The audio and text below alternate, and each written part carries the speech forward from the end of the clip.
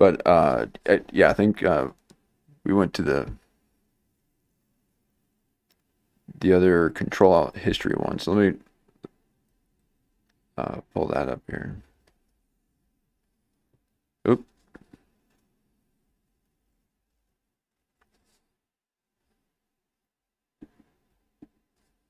There. And which one? Oh, that was the gemstone one. Yeah. And we don't have to spend much time on that. Just to have it as a reference. I thought it was on the list. So let me grab that real quick.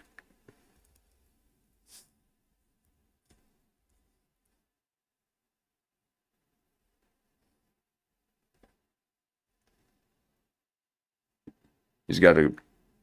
Well, here, let me just bring it on over so you can. I was just going to say, oh, that he's got a nice page. And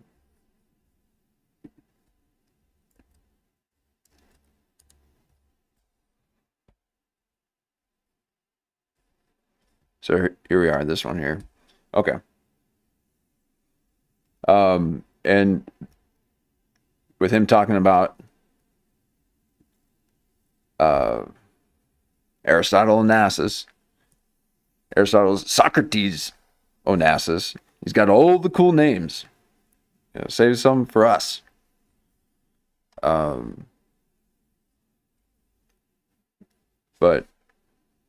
he's talking about Howard Hughes, Aristotle Onassis, JFK, the mob.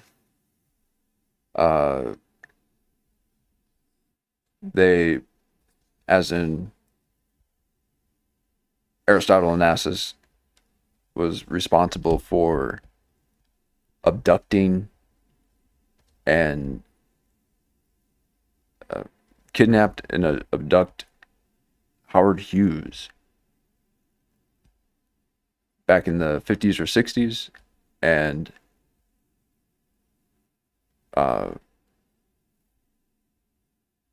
keeping him on a it was Robert's the ruby maker. Oh, okay. Yes, Robert's the ruby maker. And so was he the same one that wrote this whole article too? I thought, yeah, okay.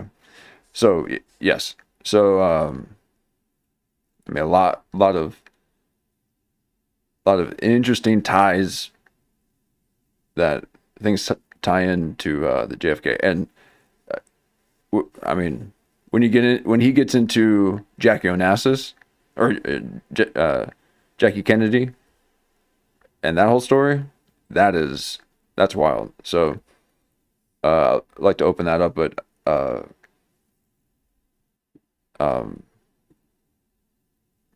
the JFK to 9/11, I didn't quite get to a part where they were kind of tying things in yet. Still kind of in the intro. So we'll get to that. Ooh, where'd it go?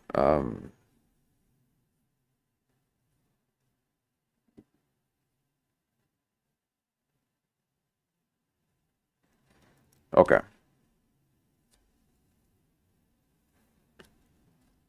So we'll just, recap a little bit, just so I can get a sense of where we were, and then take a look at JFK to 9/11. It's crazy. Yeah, and it seems that a lot of these are, so we can just kind of comb through it, but this would definitely be something that I'd watch on my own.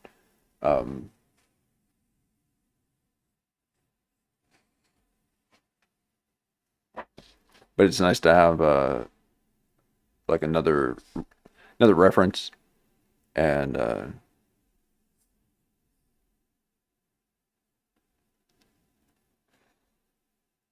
because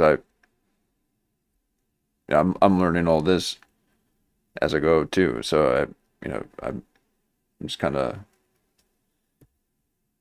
picking up what they're saying and see if it makes sense.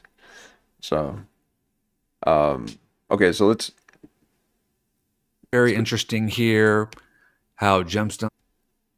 and oh, it's a bright one. Okay, so we're starting at the JFK part here, and we gotta dim that light. Sorry about that. Ooh. Okay. To JFK and wants to kill him. Oops. Between Let me go back to the angered Onassis. There's been to kill Fidel Castro 5 times, and they failed every single time. okay. Right So on that's right. how So this went down. they're going after It claims that Castro here. They tried to kill Fidel Castro 5 times, and they failed every single time. Okay. So right off the bat, they're going after dictators here, and it seems like it was all for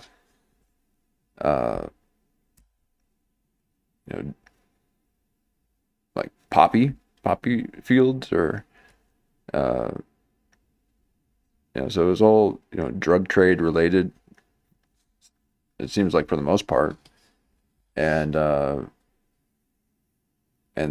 cartel was involved. So it was mainly a hit from the cartel, and then everyone helped orchestrate it, is what I'm gathering.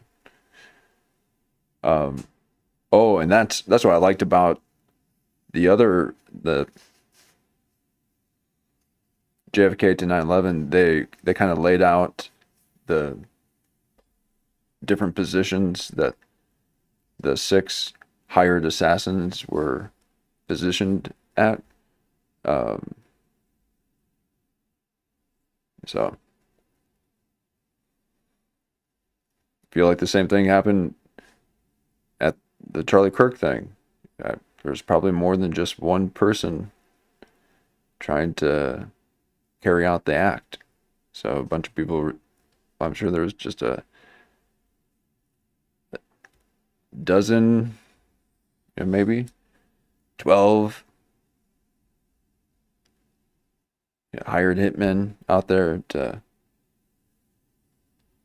carry it out, and then it's just whoever gets it first gets the bounty.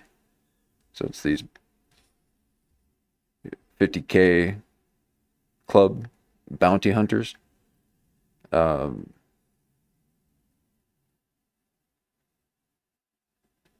Yeah, and someone on the ground too.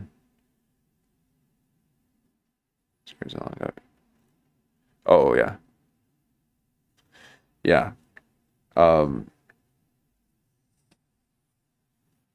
So this, I really like how Control Alt History here really, really puts together, and kind of just gives it to you chronologically too. His role in this CIA plot to kill Castro, and so Gemstone is 100% right on how this went down.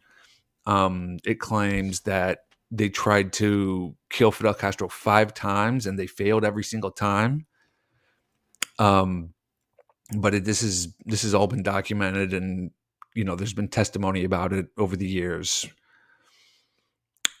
So in 1963, members of the Castro assassination team arrested at Lake Pontchartrain, I don't think he does that anymore. Louisiana, by Bobby Kennedy's Justice Boys. Angered, Onassis stops trying to kill Castro, and he changes targets and goes for the head, JFK, who, according to Onassis, welched on a mafia deal.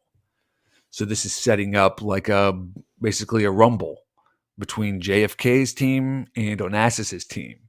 And so Onassis has now targeted JFK and wants to kill him. And so in August 1963, 2 murders had to occur. Wait, let me take that And back. so Onassis fumble between JFK's team and Onassis's team. And so Onassis has now targeted JFK. Oh, there we go. So make sure it's I'm getting the whole thing there. And wants to kill him. Hmm. And so in August 1963, 2 murders had to occur before the murder of JFK. 2 murders of people who would understand the situation and might squawk. Senator Estes Kefauver, whose crime commission investigations had uncovered the 1932 deal between Onassis, Kennedy, Yes, Eugene Meyer, very Lansky, wild. Roosevelt, etc. Kefauver planned a speech on the Senate floor denouncing mafia operations. Instead, he ate a piece of apple pie laced with sodium morphate Oh my God. and had a sodium morphate-induced heart attack on the Senate floor. Philip Graham, editor of the Washington Post, was the second one who had to be killed. Philip had made... I mean, imagine if this stuff was happening now. And sometimes it seems like it is. The way that these people are passing out and just fainting.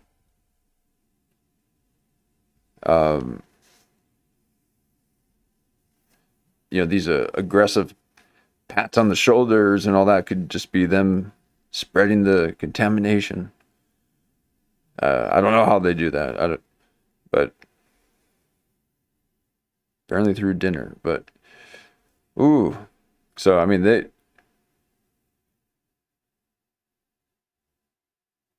were really. And that's what was so crazy with Onassis. Just because it was Onassis that had kidnapped Howard Hughes or Jean-Pierre, or were you saying that that Robert guy was the one who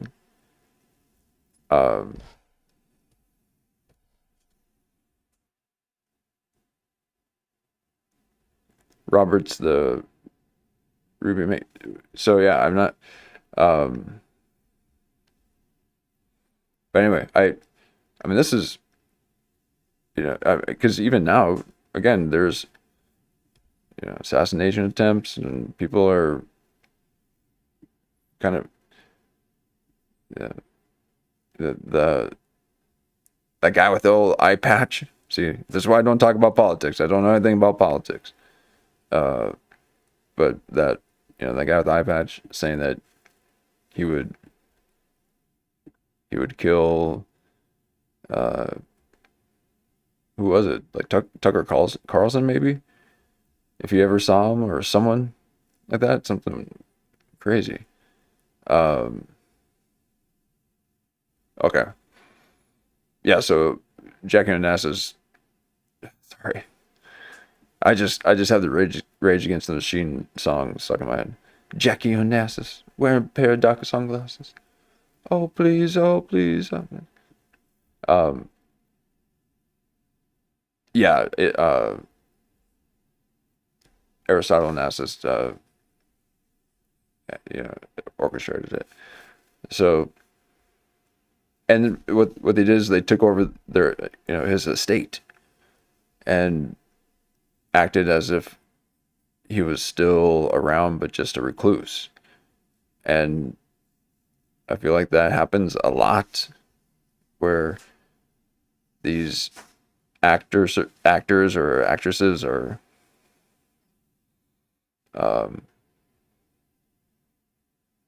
go through these horrific injuries because of a skiing accident or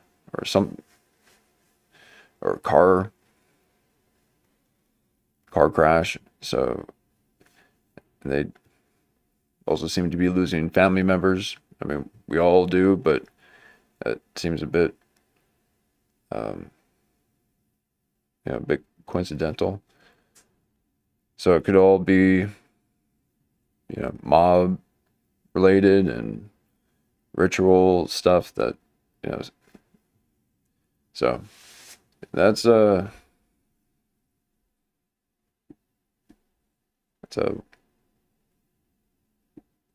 wildlife. But here we are.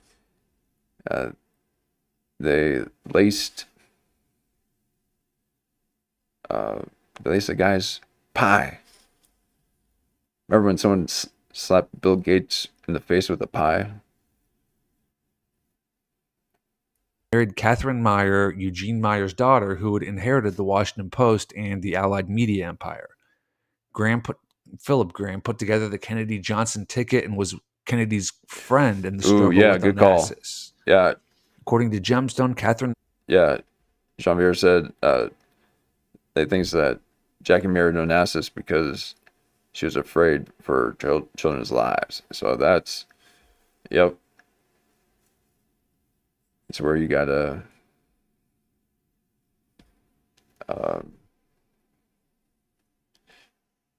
like align yourself with the most powerful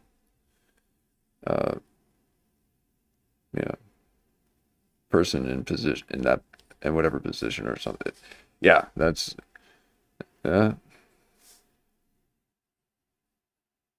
that's too elite for me, man.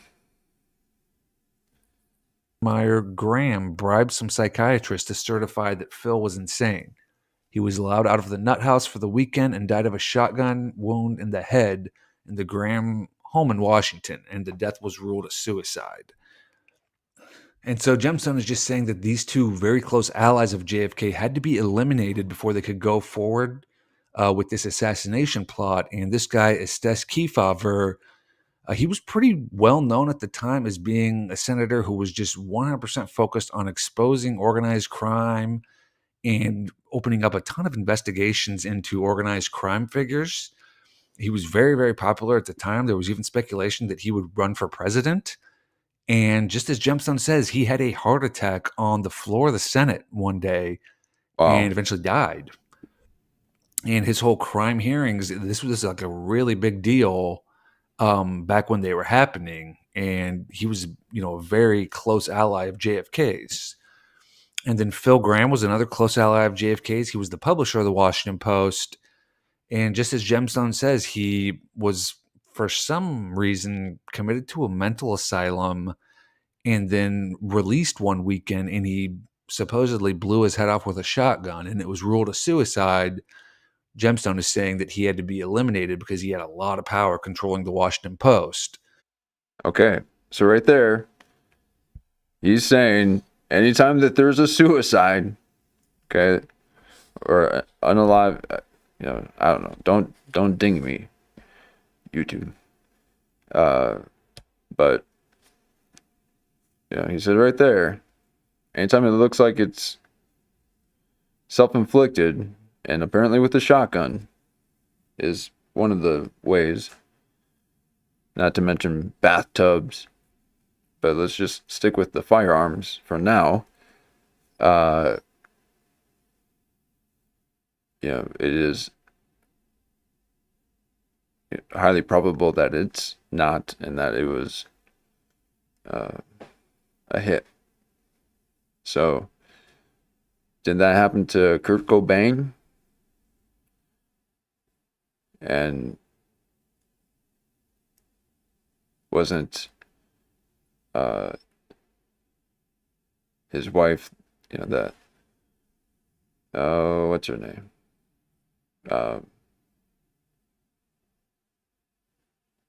Courtney Love? No, is it Courtney Love? Anyway, she was part of the whole Haight-Ashbury thing as a toddler. Okay, so more likely she was part of supplying everyone with. So I don't know. I have no idea. But here we are. Oh man.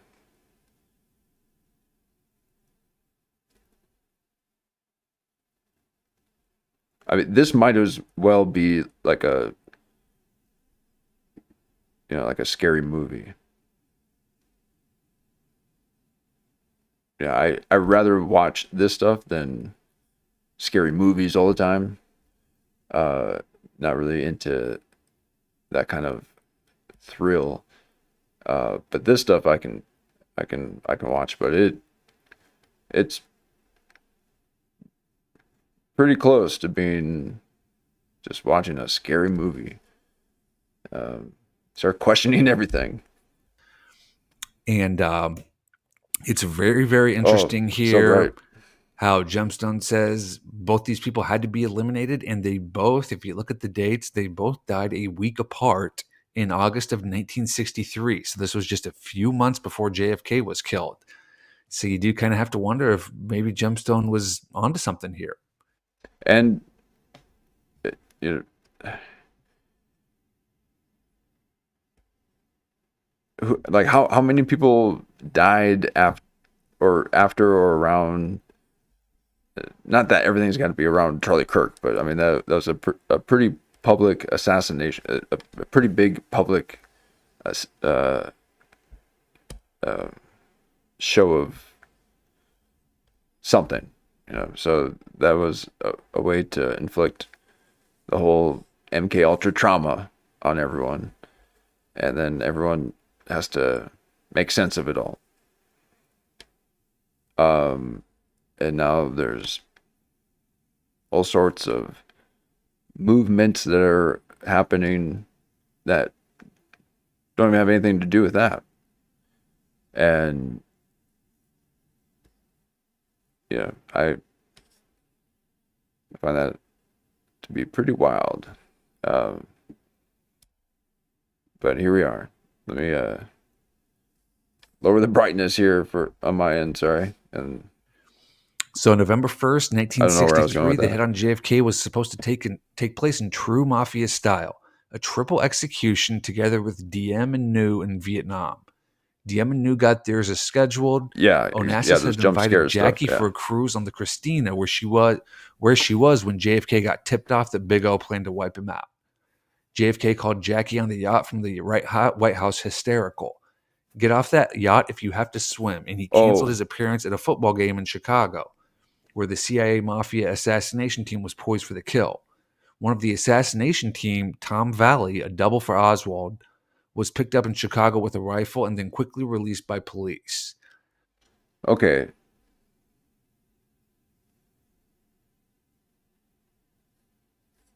So the hit on. Oh man, I'm see this all that script reading. Oh god, here we go. But okay, so the hit on JFK was supposed to take place in true. Okay, so triple execution. Okay, uh, Dem and New in Vietnam. Dem and New. Got it. Okay, so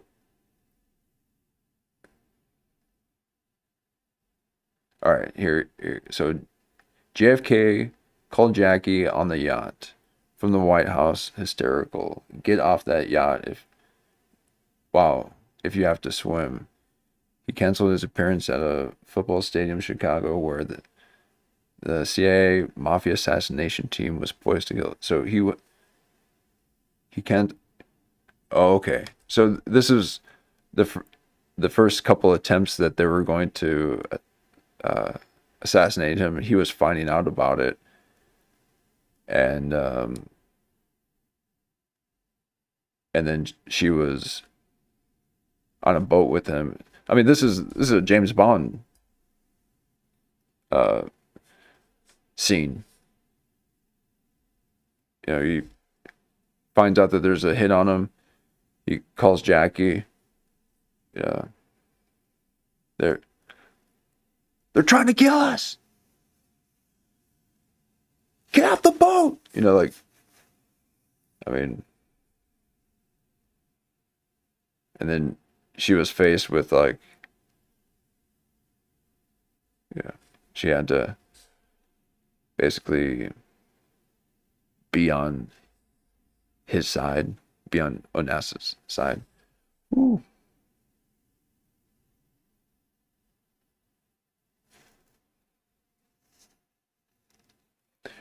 Yeah. So why was Jackie on the yacht? And I'm pretty sure he goes into it, um, because I do recall something about it, and I would only know it from him. So, but this is a bright old screen. And it's stuff like this that really makes me believe that Bruce Roberts definitely did have some sort of insider info, because hardly anyone knew about this Chicago assassination plot when the Gemstone file was written. But this did happen. I did a video on this. It is an absolutely crazy story. Basically, 3 weeks before he was killed in Dallas, there was supposed to be JFK was supposed to be killed in Chicago when he was in town to attend the Army Air Force football game at Soldier Field, and there was a full assassination team waiting for him. This almost went down, and it was exposed by this guy Abraham Bolden, who was the first black Secret Service agent assigned to presidential protection. And JFK canceled his trip at the last minute, and this didn't happen. Yeah, But there was this guy, Thomas Arthur Valley, on the left. He was basically a spitting image of Lee Harvey Oswald. They had so much in common I know. that, anyone who's looked into this believes that he was kind of like the Lee Harvey Oswald of the Chicago assassination plot. He was going to be the guy blamed for it and arrested and paraded in front of everyone. There's, been kind of some stories about this Chicago assassination plot in the years since, but at the time, in the early 1970s, hardly anybody knew about this, and all this info only it came out years later. So the fact that the Gemstone file mentions not only this plot, but it also mentions Thomas Arthur Valley by name really lends me to Wow. believe that Bruce Roberts knew something. That's, as I mentioned, I did a video on the Chicago plot to kill JFK if you want to learn more. And then it's very interesting that Gemstone mentions that the assassination of JFK was supposed to be a true mafia, what do they say? A true mafia style, a triple execution together with Diem and New in Vietnam. So I guess maybe that's just like a mafia thing, like people are killed in threes. But this did happen where Diem, who was the leader of South Vietnam, and his brother, who was the leader of or was like a really high up military officer, they were both killed on November 2nd, 1963, which was the exact date that JFK was supposed to be killed in Chicago. Oh, okay. So, and this is what you were saying before, Jean-Pierre, where uh, Aldous Huxley and C.S. Lewis both died. Now, they could have, and this was on the same day that JFK died, and it could have been for other reasons or whatever. But he's saying that these mafia hits are done in threes, or that he's coming to that conclusion. And this was going to be a day that they were going to carry out a plot to assassinate JFK, and he canceled at the last minute.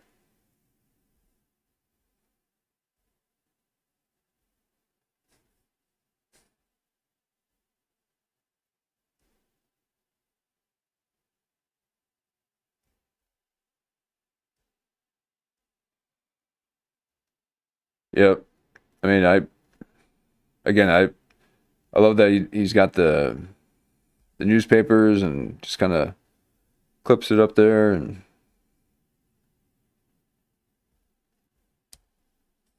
all right, here we go. And Gemstone says That's that good. isn't a coincidence. It was supposed to be like a mafia type triple execution. There's some significance to that.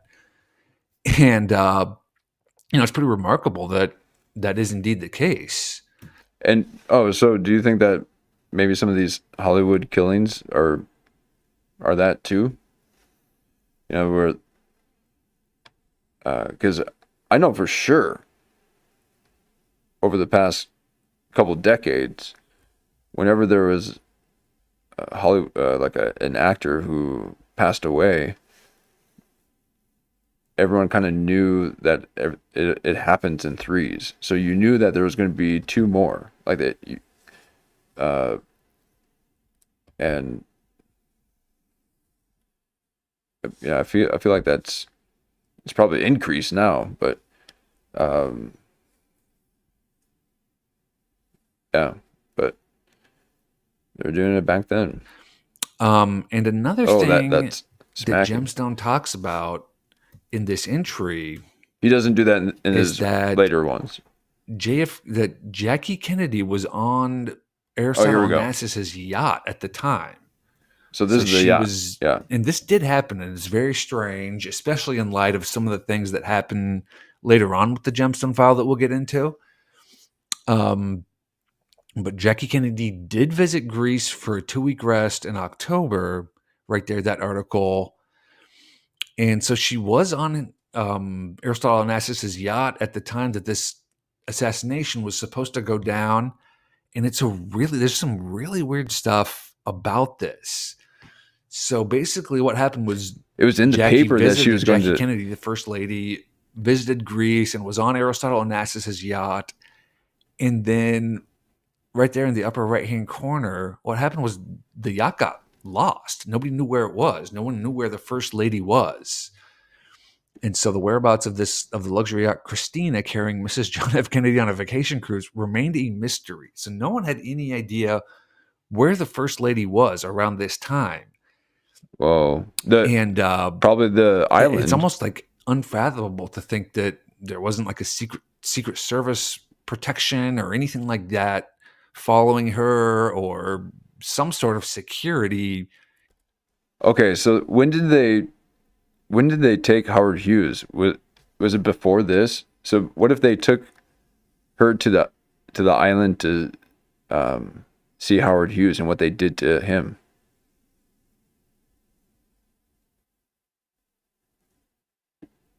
And they're like, "This is what we're going to uh, do to your husband."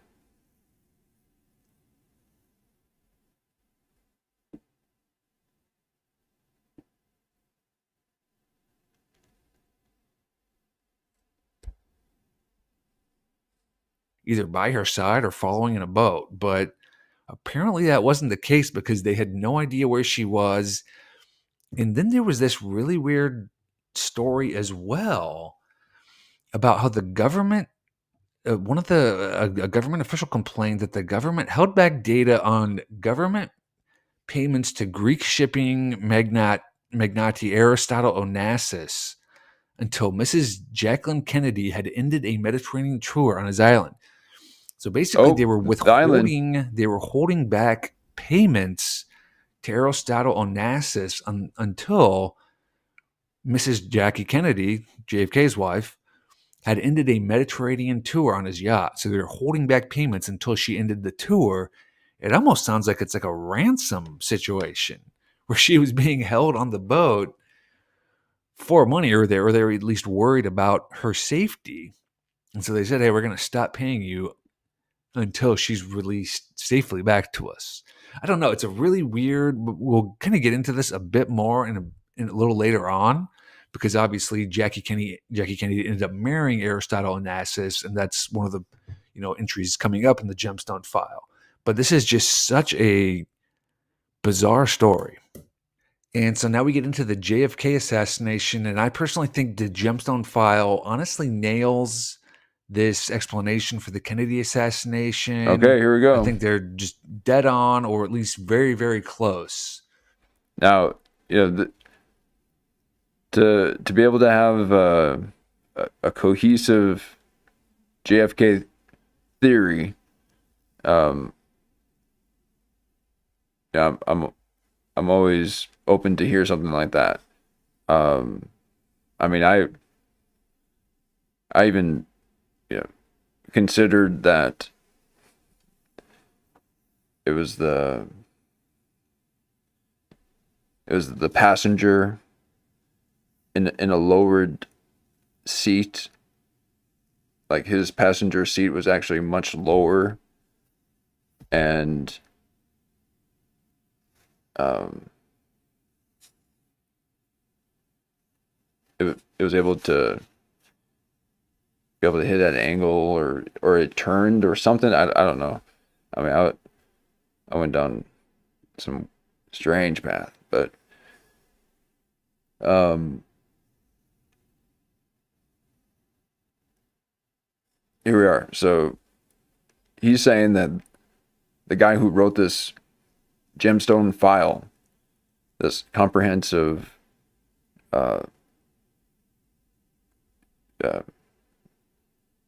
backlog of a very important a very important moment of history uh, is about to detail the JFK assassination. To what actually went down that day. Sorry, here we go. This explanation, and I personally think the gemstone file honestly nails this explanation for the Kennedy assassination. I think they're just dead on, or at least very, very close to what actually went down that day. So 3 weeks, so November 22nd, 1963, 3 weeks later, the mafia's alternate and carefully arranged execution plan went into effect. JFK was assassinated at Dallas. A witness who recognized pictures of some of the people arrested in Dealey Plaza as having been arrested in Chicago 3 weeks earlier told Black Panthers Hampton and Clark. The JFK murder, Onassis Hughes man Robert May, so the JFK murder, Onassis and Hughes's man Robert Mayhew reassigned the Mafia CIA Castro assassination team to the murder of JFK. So you remember earlier we talked about how Robert Mayhew put together, the CIA contacted him to put together an assassination team to get Castro. Now he reassigned that team to the murder of JFK, and he added Eugene Brading, a third mafia hitman from the Denver mafia Smaldanese family. 2 months earlier, Brading, on parole after a series of crimes, applied for a new driver's license, explaining to the California DMV that he had tried to change his name. Brading got his California parole officers permission for 2 trips to Dallas in November on oil business, quote unquote. The first time to look things over, and the second time when JFK was scheduled for his Dallas trip. So of everything that says, this is kind of like the main sentence in it is Robert Mayhew reassigned the Mafia CIA Castro assassination Still team to the trying to murder of JFK. take So that again, in. this Mafia CIA Castro assassination team did exist. Robert Mayhew testified under oath about how it was formed. And this guy, Johnny Rosselli, was one of the main components of this assassination team. This is all very well known. Yeah, Components. And this guy, Johnny Rosselli, was one of the main okay. components of this assassination team. This is all very well. Okay, it says over Hollywood and Las Vegas Strip, Roselli was recruited by the CIA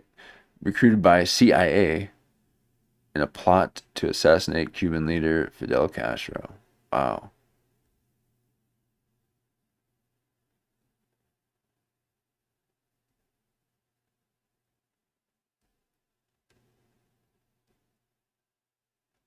Well, I don't know if that's just the ending of another sentence, but um,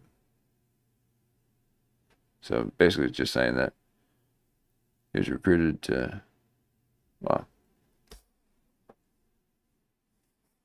and here, mafia mobster John. Oh, okay. So yeah, so he's a mobster, and I mean,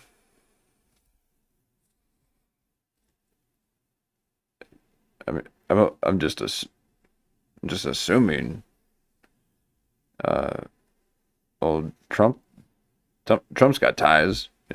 He's had to do construction and all that in New York, of all places. So he's obviously, he obviously knows people.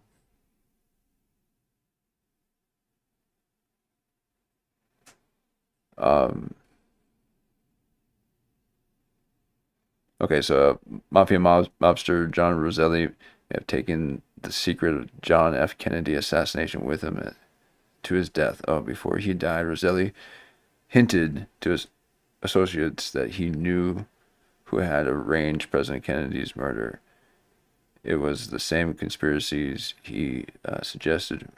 Oh, it was the same conspirators he suggested whom he had recruited earlier to kill. Oh, okay, Cuban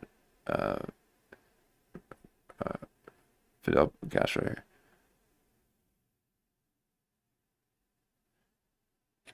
Cuban premier? Is that what they're called? Premier?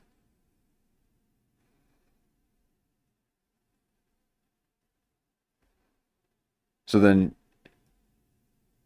how soon after, like, when did he die?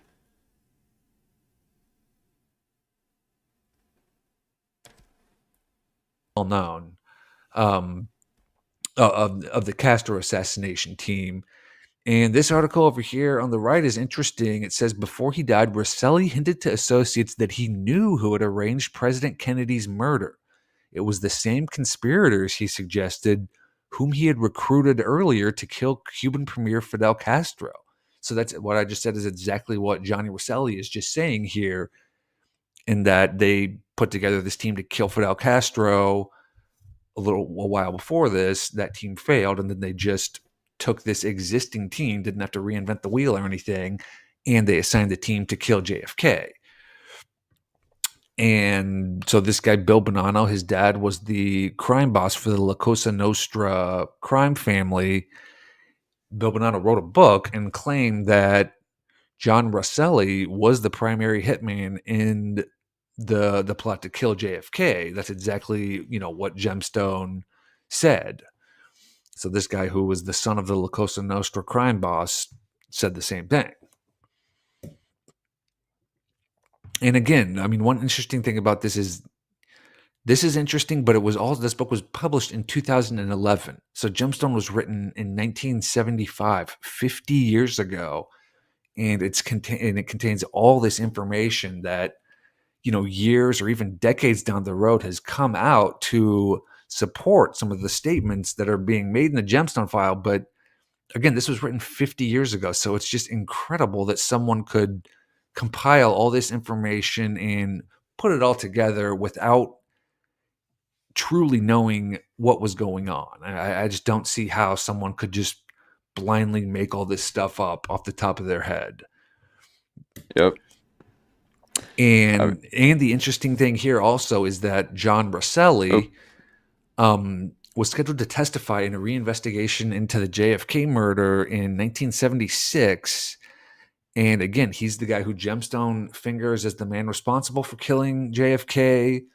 He's also the guy who Bill Bonanno says was responsible for killing JFK. Drum. Oh my God. And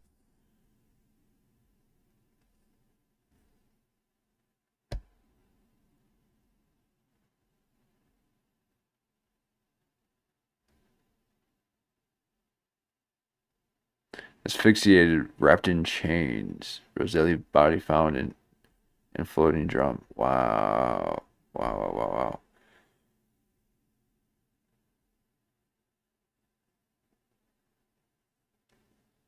Donations to help pay for swine flu program. These guys. Wow.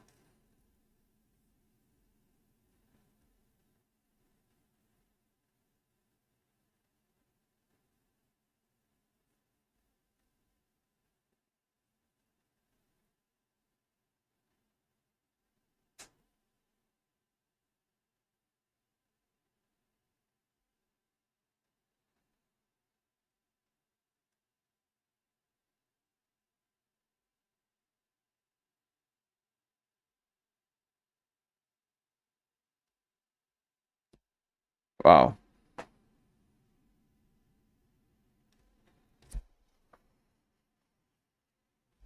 before Johnny Rosselli could testify in this investigation, his body was found in the Atlantic Ocean in an oil drum with its legs cut off.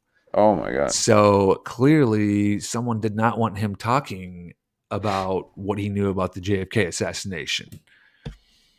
And then this other guy, Eugene Brading, according to Gemstone, he was another member of this assassination team.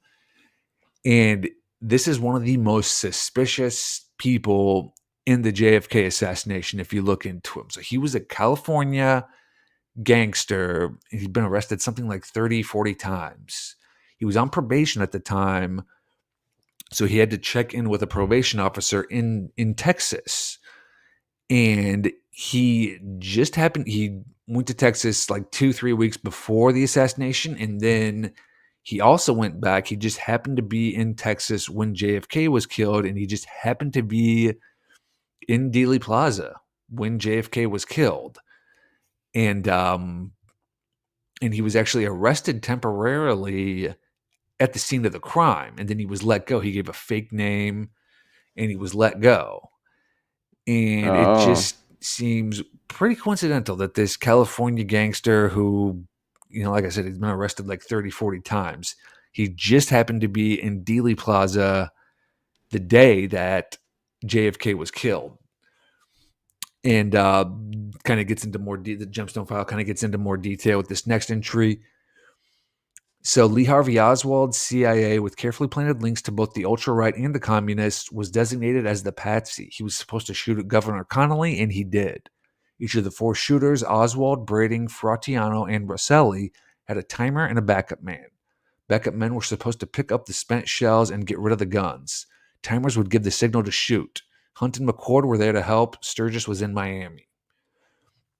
Fratiano shot from a second-story window in the Daltex building across the street from the Texas School Book Depository. He apparently used a handgun. He is an excellent shot with a pistol. Fratiano hit Kennedy twice in the back of the head. Fratiano and his backup man were arrested, driven away from the Daltex building in a police car, and released without being booked. Rosselli shot Kennedy once, hitting him in the side of the head and blowing his brains out with a rifle from behind a fence in the grassy knoll area.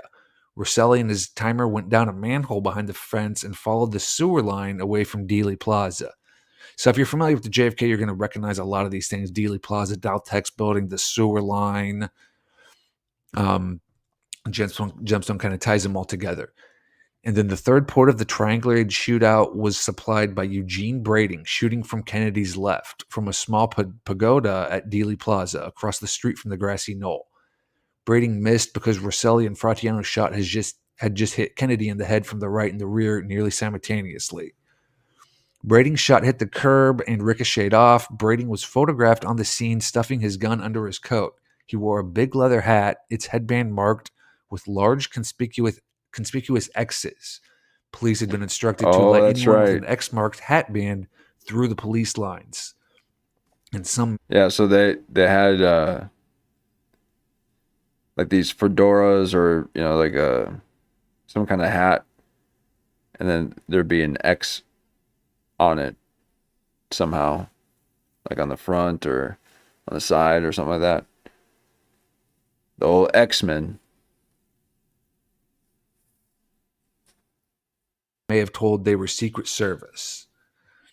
So there's a lot of information there, but we'll start kind of at the end here because I've mentioned this Eugene Brading guy is really one of the just very suspicious people involved. He's the See, California gangster who there's just the happened to X's right be there. in Dealey Plaza the day that Kennedy was killed. Now, Gemstone says the police officers, I guess, were instructed to let anyone who had white X's on their headbands through like police lines to not bother them. They might have been told they were Secret Service. This is Eugene Brading in this photograph, and he has these white X's on his hat. So again, that's pretty unbelievable that Gemstone mentions that, and there's photographic evidence Wow. that supports that. This kind of goes into more detail. After his shot, Brading ditched his gun. This is a continuation of what Gemstone file. Sorry, not too transformative right now. I'm trying to get a very detailed theory, I guess, out there, and then we'll take a look at some other stuff here. its explanation for the Kennedy assassination. So after his shot, Brading ditched his gun with his backup man and walked up the street toward the Daltex building. Roger Craig, deputy sheriff, rushed up to Brading, assuming he was Secret Service, quote unquote, because of his hat, and told him he had just seen a man come out of the book depository and jump into a station wagon. Brading was uninterested. Brading walked into the Daltex building to, quote, make a phone call. There he was arrested by another deputy sheriff, showed his Jim Braden driver's license, he gave a fake name, and was quickly released without being booked. Oswald shot Connolly twice from the Texas Schoolbook Depository. He split from the scene, and his backup man was supposed to take the rifle out of the Mikey? building, or so Oswald thought. I mean, it just there's a lot of similarities to the Charlie Kirk assassination too. The Mikey guy walking away with the the phone call that he was already on. You know, he was in the weird selfie video that the other guy did. I mean, seemed a bit orchestrated. But let's take this back here. Only twice from the Texas Schoolbook Depository. He split from the scene, and his backup man was supposed to take the rifle out of the building, or so Oswald thought. Instead, he hid it behind some boxes where it would be found later. Okay, so basically Gemstone is saying there were 4 shooters that day, and it was just sort of like a triangulated shootout, and each of these 4 people were supposed to shoot and then drop their gun and get out of there. And they each had a backup man who was designated as the person who would pick up their gun and get rid of everything, get rid of any sort of evidence that might be left behind. And what it's saying is this is how they kind of framed Lee Harvey Oswald or screwed him over, is they told him to shoot Governor Connolly and then said, just set your gun down and get out of there, and your backup man will handle getting rid of the gun. And then the backup man didn't do that. They just left the gun there. And this, did happen, or at least Lee Harvey Oswald did leave his gun behind. And I've always found this. I wonder if they found it 33 hours later. Happen, or at least Lee Harvey Oswald did leave his gun behind. And I've always found this to be like one of the strangest things about the Kennedy assassination, how Lee Harvey Oswald was shooting from this window and he shot someone. He shot Governor Connolly or he shot JFK.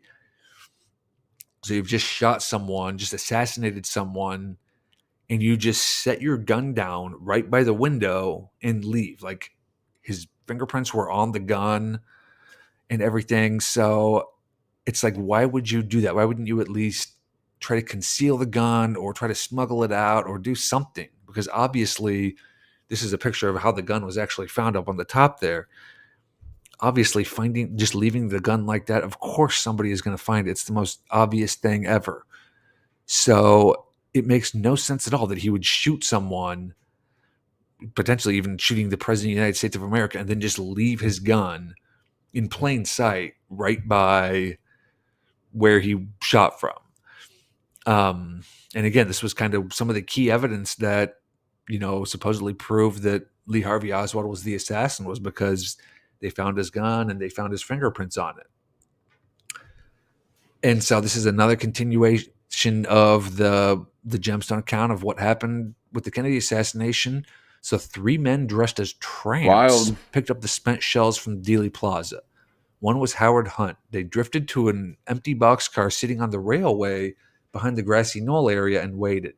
A Dallas police officer ordered 2 Dallas cops to go over to the boxcar and pick up the tramps.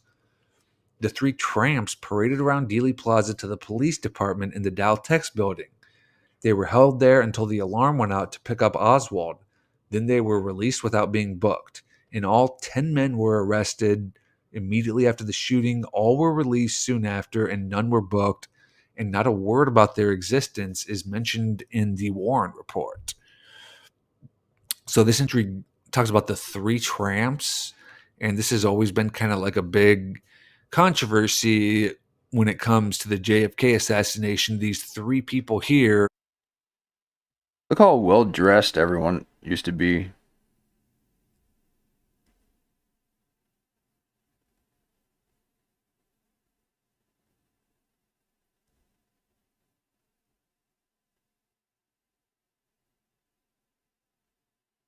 And aside from the style, okay, but just the quality of the clothing,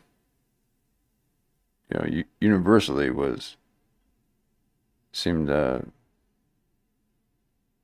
much better back then. Is that Tom Hanks?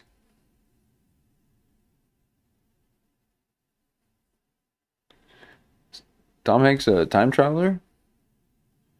That only CK was.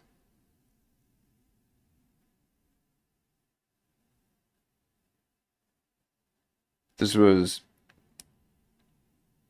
when he first started filming that island movie he was in with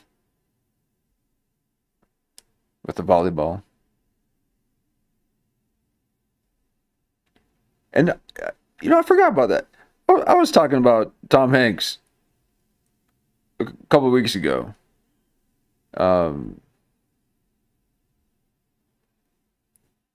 Tom Hanks is on everyone's mind. Oh.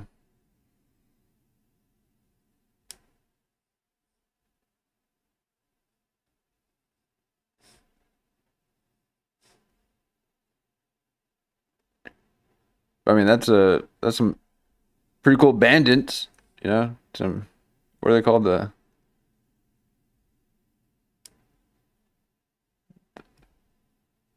Called something.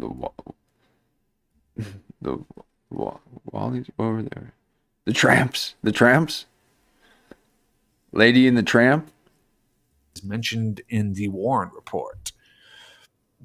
So this entry talks about the three tramps, and this has always been kind of like a big controversy when it comes to the JFK assassination. These three people here were arrested in a boxcar, like a train car, pretty close to the assassination site, and it's their identities have always been kind of speculated about. Gemstone claims Howard Hunt is one of them, and Frank Sturgis is one of them. He was another big gangster of the time. It's interesting that they say this. There's always been speculation about who these three tramps are. It's even been rumored that Charles Harrelson was one of them. He's Woody Harrelson, the actor's dad. Oh, here we go. Oh, yes. Okay.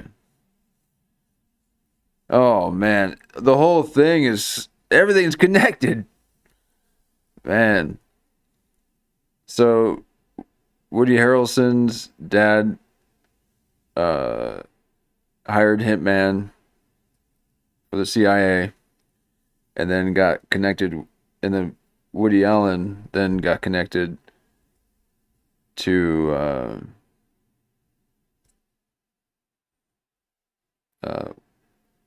what's that director's name that then made Born to Kill, who is also heavily involved in JFK theory. So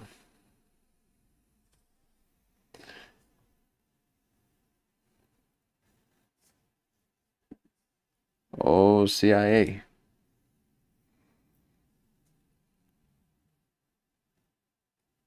I thought you had to know you had to know a couple languages if you're going to be CIA.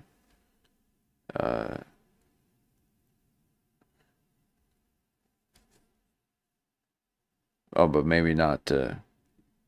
It's also been speculated that Thomas Arthur Valley, who was the assassin for the Chicago assassination plot that almost went down 3 weeks before this. It's even claimed that he could be one of them. Wow. Harrelson. So I just wanted to include that just so you know who Gemstone claims they are. And so this is the final part of what Gemstone says about the JFK assassination. So regarding Lee Harvey Oswald, Officer Tippit was dispatched in his police radio car to the Oak Cliff section where Oswald had rented a room. Tippit may have met Oswald on the street. He may have been supposed to kill Oswald, but something went wrong. Tippit was shot by two men using two revolvers. The witness, Domingo Benavidez, who used Tippett's police radio to report, "We've had a shooting here," may have been one of the men who shot him. Domingo Benavidez appears in connection with the Martin Luther King shooting also. Oswald went to the movies. A shoe store Wow, manager part of the told Martin the Luther theater King. cashier that a suspicious-looking man had sneaked in without paying. 15 assorted cops and the FBI charged into the movie theater to look for the guy who had sneaked in. Okay, I know that this is a bit of a long explanation, but we're just trying to get this whole segment here of the Gemstone files, uh, JFK assassination explanation. His take, not Control Alt History's take.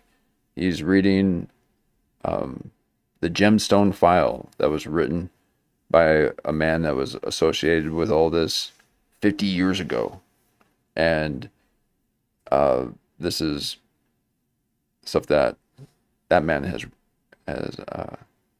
written in this report, or wrote in this report here. So this is the JFK part here. Oswald had a pistol that wouldn't fire. It may have been anticipated that the police would shoot the cop killer for, quote, resisting arrest. But since that didn't happen, the Dallas police brought Oswald out for small-time mafia Jack Ruby to kill 2 days later. Brading stated the Teamster Mafia Hoffa financed Cabana Motel in Dallas, and Ruby had gone to the Cabana the night before the murder, says the Warren report. Mafia Hoffa. And the rest, as they say, is history. Onassis was so confident of his control over the police, media, FBI, Secret Service, CIA, and the U.S. judicial system that he had JFK murdered right before the eyes of the nation, then systematically bought off, killed, or frightened all of the witnesses. Okay. Is there anyone else that has that kind of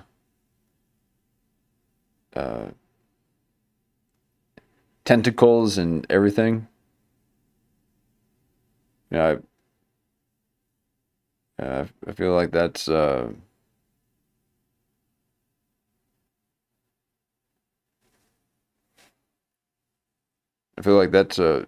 instead of an individual now, it's well, it is an individual, but it's also a country. So there's now countries that are controlling others and have their tentacles in every aspect of our government.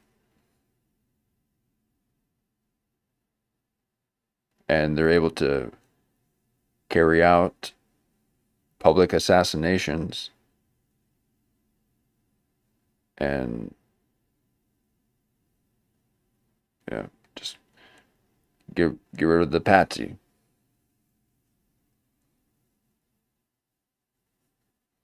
And Kurt Metzger talking about his theory as to why there's school shootings, and that he doesn't believe that whoever they say is doing it is actually doing it.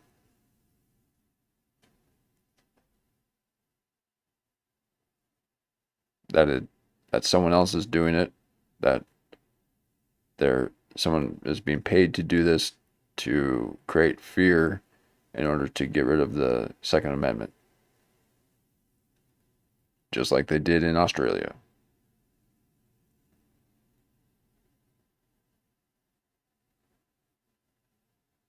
I mean, isn't Canada like that too? I wouldn't know. I mean, Africa. But this is wild stuff. So,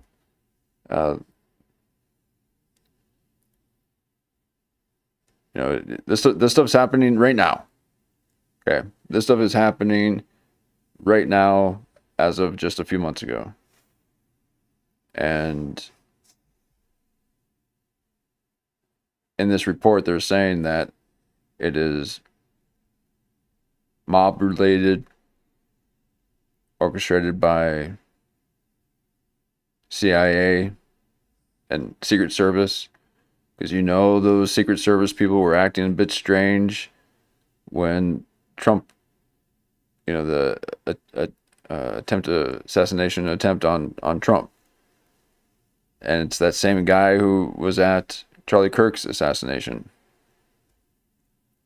who was like right there next to Trump with the sunglasses. That's the same guy that was standing right next to Charlie Kirk.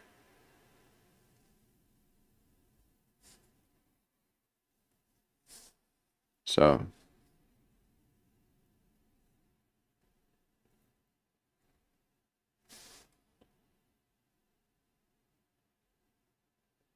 Had the evidence destroyed, then put a 75-year seal of secrecy over the matter.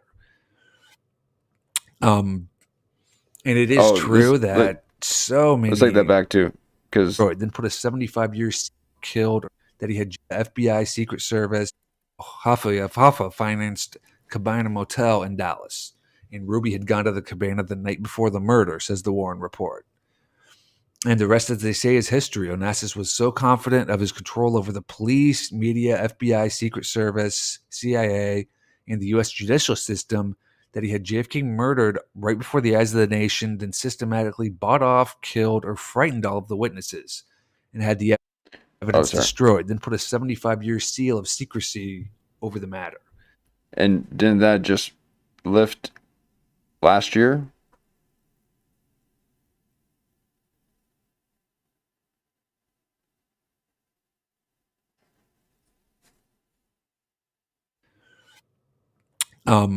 That's that. And it is true that so many witnesses to the JFK murder and so many people who were involved, or at least, were there on that day, have met.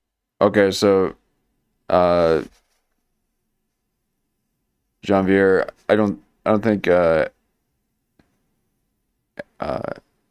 Ellen Dulles was a mastermind behind JFK, but Onassis was the mob boss that organized the hit. Yeah, yep.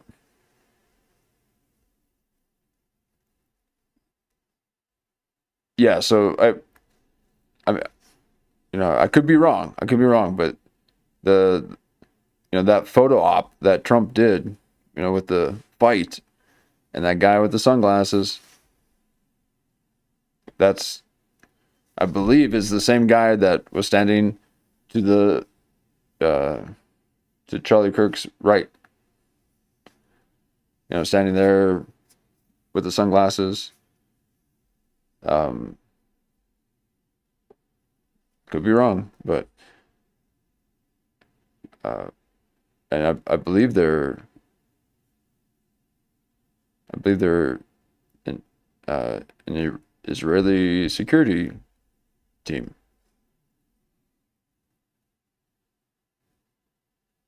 Or maybe I don't even know. I have no idea. Thought I heard someone say that at one point.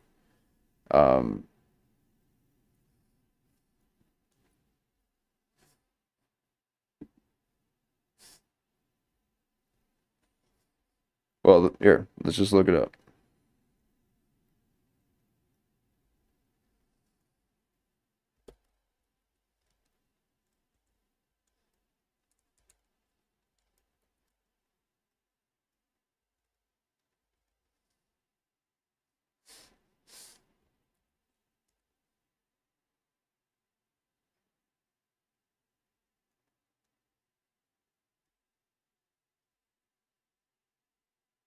So this guy right here.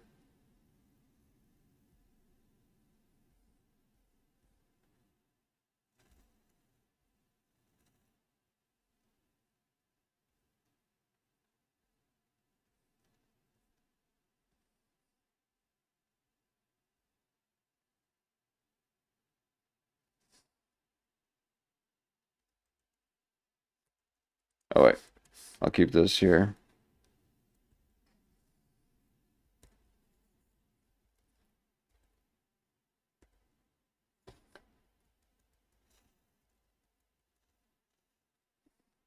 Here, let me.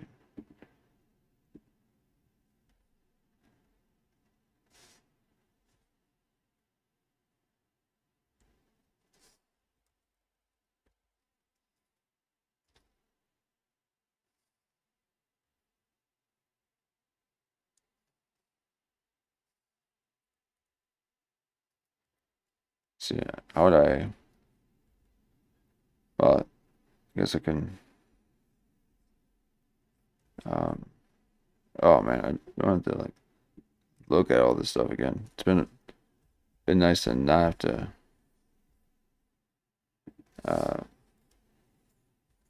see videos of this stuff.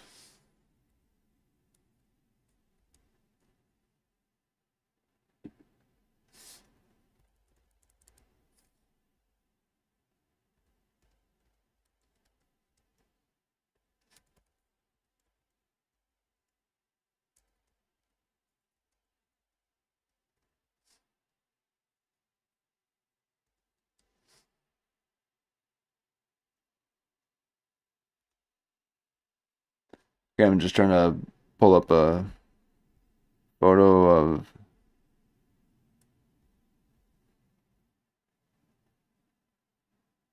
Okay.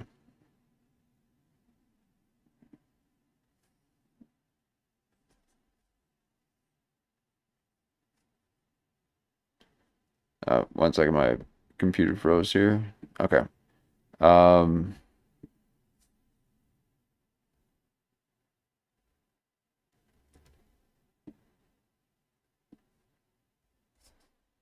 Let me bring it over.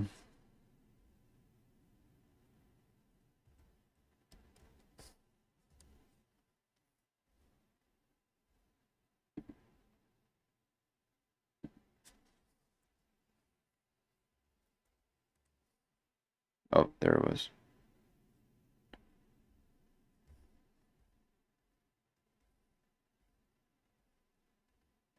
That guy right there. Is that the same guy?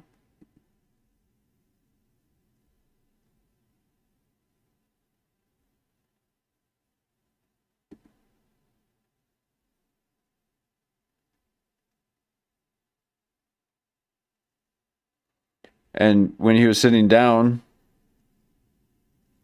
on the chair, and there's a theory of that there was that microphone could have been electrocuted. You know, that could have electrocuted him. And he kept putting the microphone down when he was talking. And granted, he might have done that in the past. You know, I think that might be his thing. But you can tell if you go and if you look at the footage, the TP USA guys running the soundboard were trying to get him to hold on to the microphone the whole time.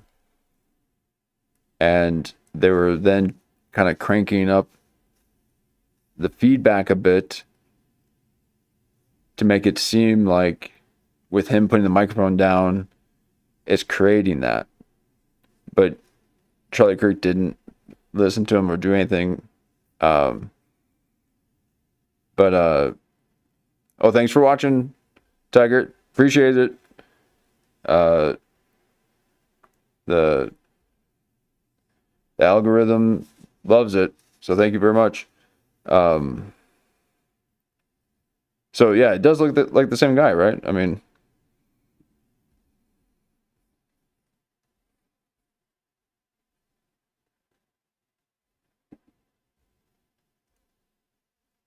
and there's, you know,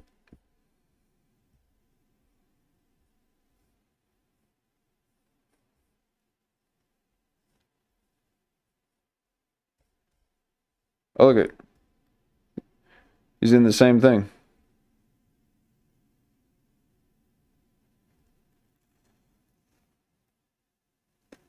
Appreciate it.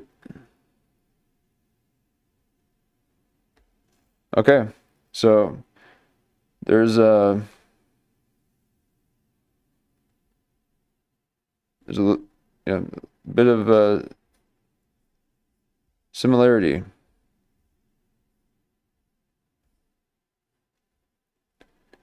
Um, let me try one more picture here. What was that place called? Um,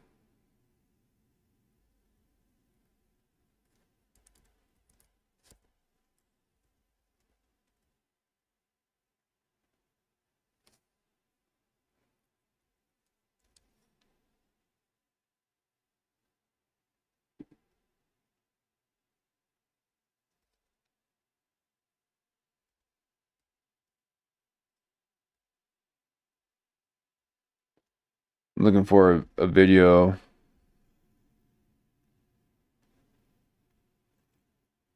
Right, yeah, it's you're shocked but you're not surprised. And that's what's so crazy about all this. It's like even everything going down with the whole thing seems very strange. And not to mention then uh the Erica Kirk stuff. Okay, so and then her family. So it seems, like she was more likely very well aware of what was going down. And then there was this meeting beforehand. This is what some guy said that Candace Owen randomly found on her email. Very strange, but according to her, according to this guy, he said that there was this big old meeting before, the day before or something, on a secret base, and um, there was people in there. I think. Oh, Butler, yes. There's people there, and I think one of them was Erica Kirk, and another one was um, this other guy. I don't know. But anyway, let me find this last one, and we can get off the Charlie Kirk thing. Million Lloyd Austin. Oh, okay. There we go.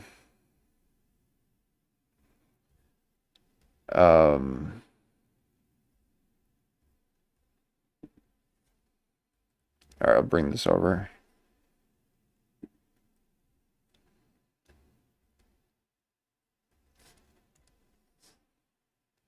Mark Milley and Lloyd Austin were they?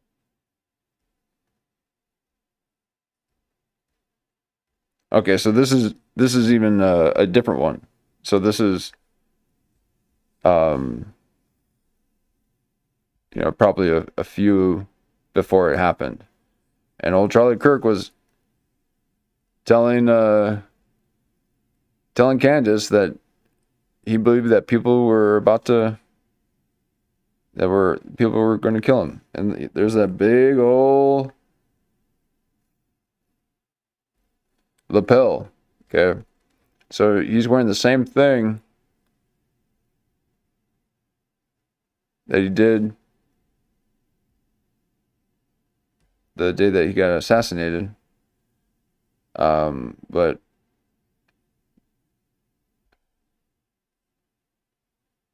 there's that guy. Now,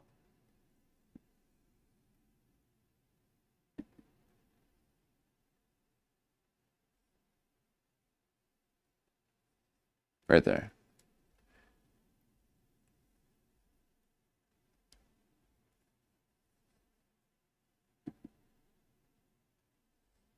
This guy might be younger.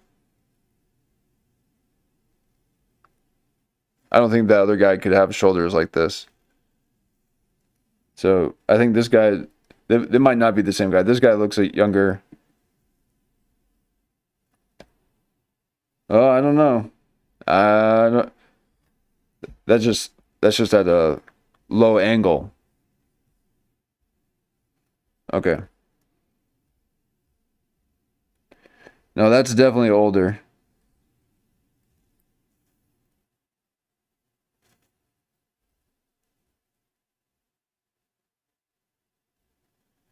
Yeah. So maybe not. Maybe not. Oh, I don't know. That looks like it right there. I'm back on believing it. Um. Hmm. Yeah. This. Well, again, this is a.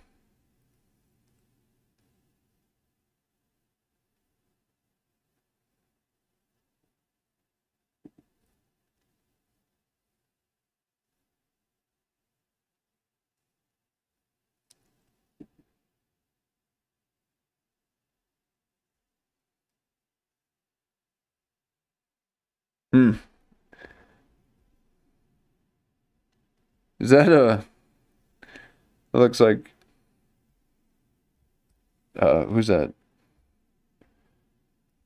Who's that comedian who's smaller than Joe Rogan? That got banned from old Mothership. He's hitting on all the women. Okay. Well, there you go.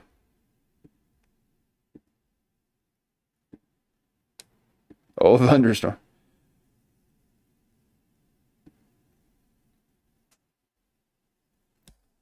So, here we go.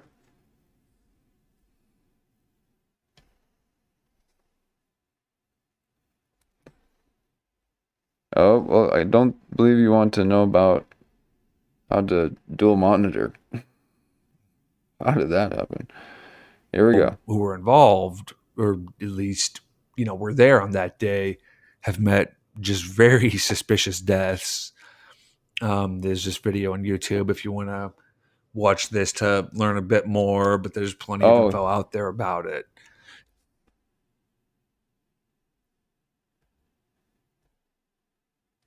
oh wait, here it is.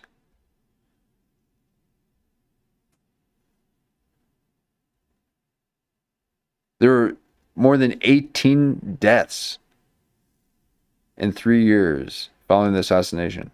Oh my God.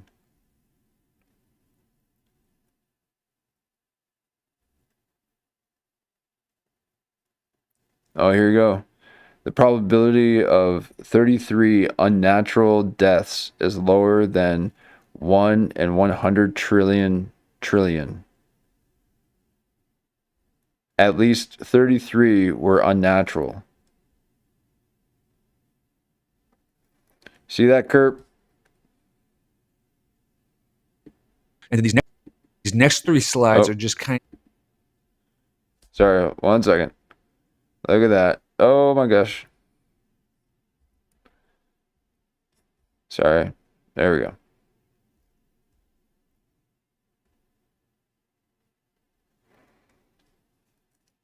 There are more than 18 suspicious deaths in the 3 years following the assassination.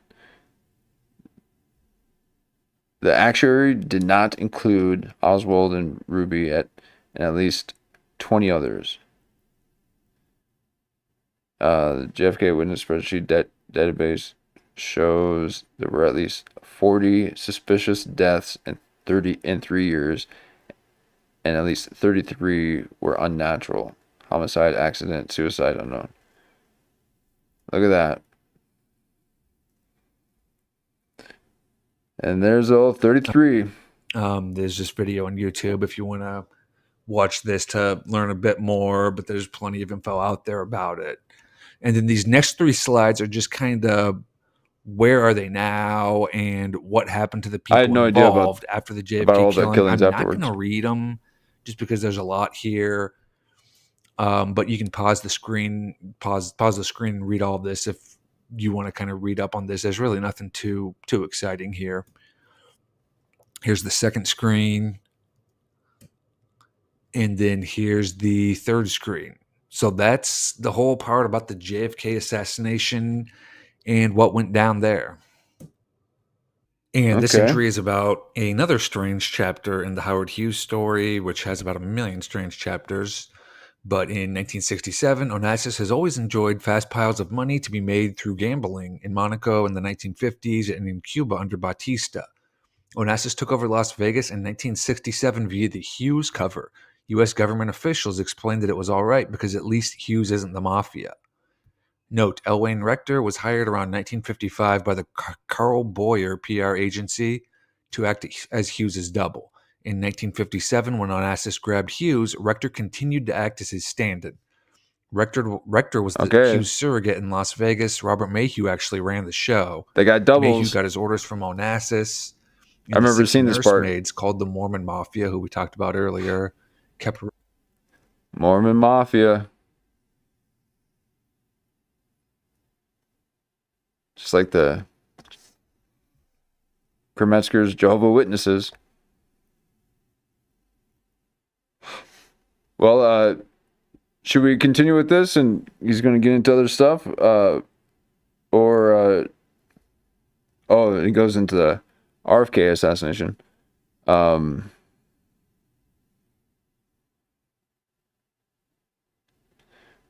we know what that is? Or we can move on to the other one here. We can. Okay. I kind of like that Onassis and Howard Hughes thread. But I also know that there's still quite a bit more in this episode, and maybe you can let me know if there's like a particular section in this one that really stood out. We can do that right now. There was no competition, so they could ignore market forces and charge pretty much whatever they liked. Now this naturally caused resentment, and it's very interesting that the press at that time started calling these first Illuminati bankers and industrialists robber barons. Of course, once these fortunes began to be made, others naturally tried to get in on the act. One who succeeded was J.P. Morgan, who became a private bank. Okay, so it's going deep.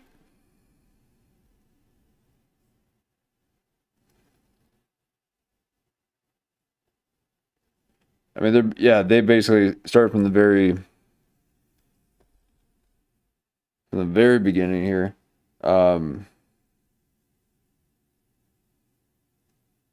During this period.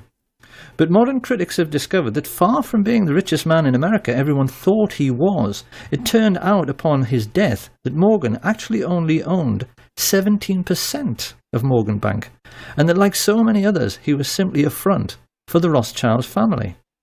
5 years after E.H. Harriman died and handed on the business to his sons, W. Averill Harriman and E. Roland Harriman, this new breed of Western business moguls faced their first really big test with the coming of World War I.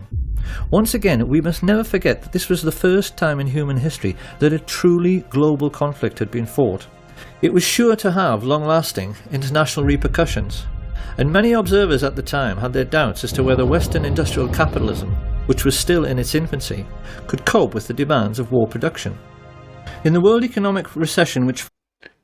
Right, so whenever there's a huge recession, they create a world war so that all manufacturing goes into the war effort. And then that's how all the factories are built and all the cities around the factories. Is that what he's saying?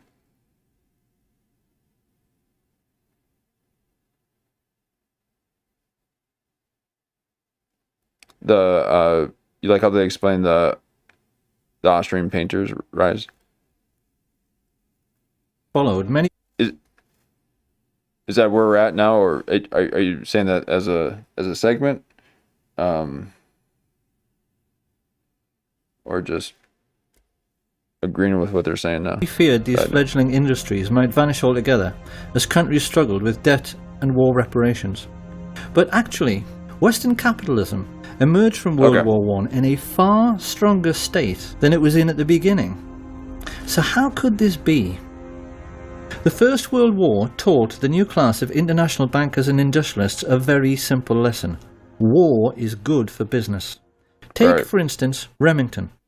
We tend to associate their name with typewriters, but actually they made most of the rifles and handguns used during the Great War, and made a colossal fortune in the process. The banks, in their turn, lapped this up because it meant that defence contractors were having no trouble repaying the huge loans they had outstanding, and, best of all, the world's richest nations had had to borrow huge sums from the merchant bankers in the first place to finance the war, the Americans and the British just as much as the Germans. And they would now be repaying these loans to the banks for decades to come at a steep rate of interest. For international merchant bankers, the Rothschilds in particular, the First World War had been a gift from heaven. And people watching this should ask themselves a simple question before passing judgment. Supposing you were in business during that war and the contract you had with the government to supply the troops with tin hats, Make that money. or boots, or uniforms, or gunpowder was netting you millions every year in profit. And then one day the war ended and your money stopped completely. What do you think your attitude to war might be? That war was good for business was not the only lesson the ruling classes learned during this period. The Russian Revolution of 1917 terrified rich people all over the world. Watching Lenin and Trotsky taking over such a vast area of the globe, the kings and queens of Europe's tiny sovereign states in particular became extremely nervous. The question on all their minds was, supposing the communist success in Russia should inspire their own working class to rise in revolt. Many of the crowned heads of Europe, like England's George V, had been related to Tsar Nicholas, and the brutal execution of the Tsar and his family, particularly the bayoneting of his young daughters, sent a shockwave through the upper classes of every nation. Did a similar fate lie in store for the royal families of Holland, Sweden, Spain and England? Did his young daughters, and the brutal execution of the Tsar and his family, particularly the bayoneting of his young daughters, sent a shockwave through the upper classes of every nation. Did a similar fate lie in store for the royal families of Holland, Sweden, Spain and England? This question was lying heavily on the thoughts of the elite when the First World War ended in 1918, and it had the effect of focusing the minds of the new Illuminati bankers and industrialists on the question of what to do for best with a defeated and dilapidated Germany. The population were poor, penniless and worn out, yet the German economy still contained some of the most sophisticated and expensive industrial stock on the planet.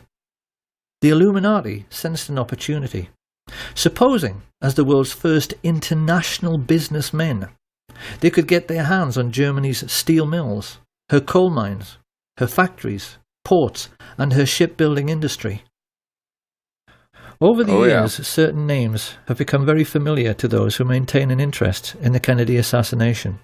None more so than Allen Dulles, whom Kennedy fired after the Bay of Pigs disaster, and yet later he somehow managed to chair the Warren Commission, which was supposed to be investigating Kennedy's death. This was announced, the legendary UK economist J. Maynard Keynes maintained it was a ludicrous sum, and he did a swift calculation from which he reasoned that it would take Germany until 1988, 60 years hard labour, to pay it off. But it didn't. So why? Maynard Keynes sensed that the Dulles brothers, backed as they were by the new Illuminati, were trying quite deliberately to sabotage the German economy, and they succeeded. As mass unemployment led to hyperinflation, the famous stories of people papering their walls with worthless Reichsmarks and handing over their life savings for a loaf of bread soon followed. With German investors on their knees, the new Illuminati moved in and began buying up shares of stock in German industry at a knockdown price. Now, why did they do this? The cynical mind would say to make a buck, going on now? But it really wasn't that simple. What they wanted was to make Germany strong again so that she would become a bulwark against Soviet communism. Build back better. Germany was fighting for its life. Certain measures were needed to protect it from its enemies. I cannot say that I am sorry we applied those measures. We were a bulwark against Bolshevism. We were a pillar of Western culture.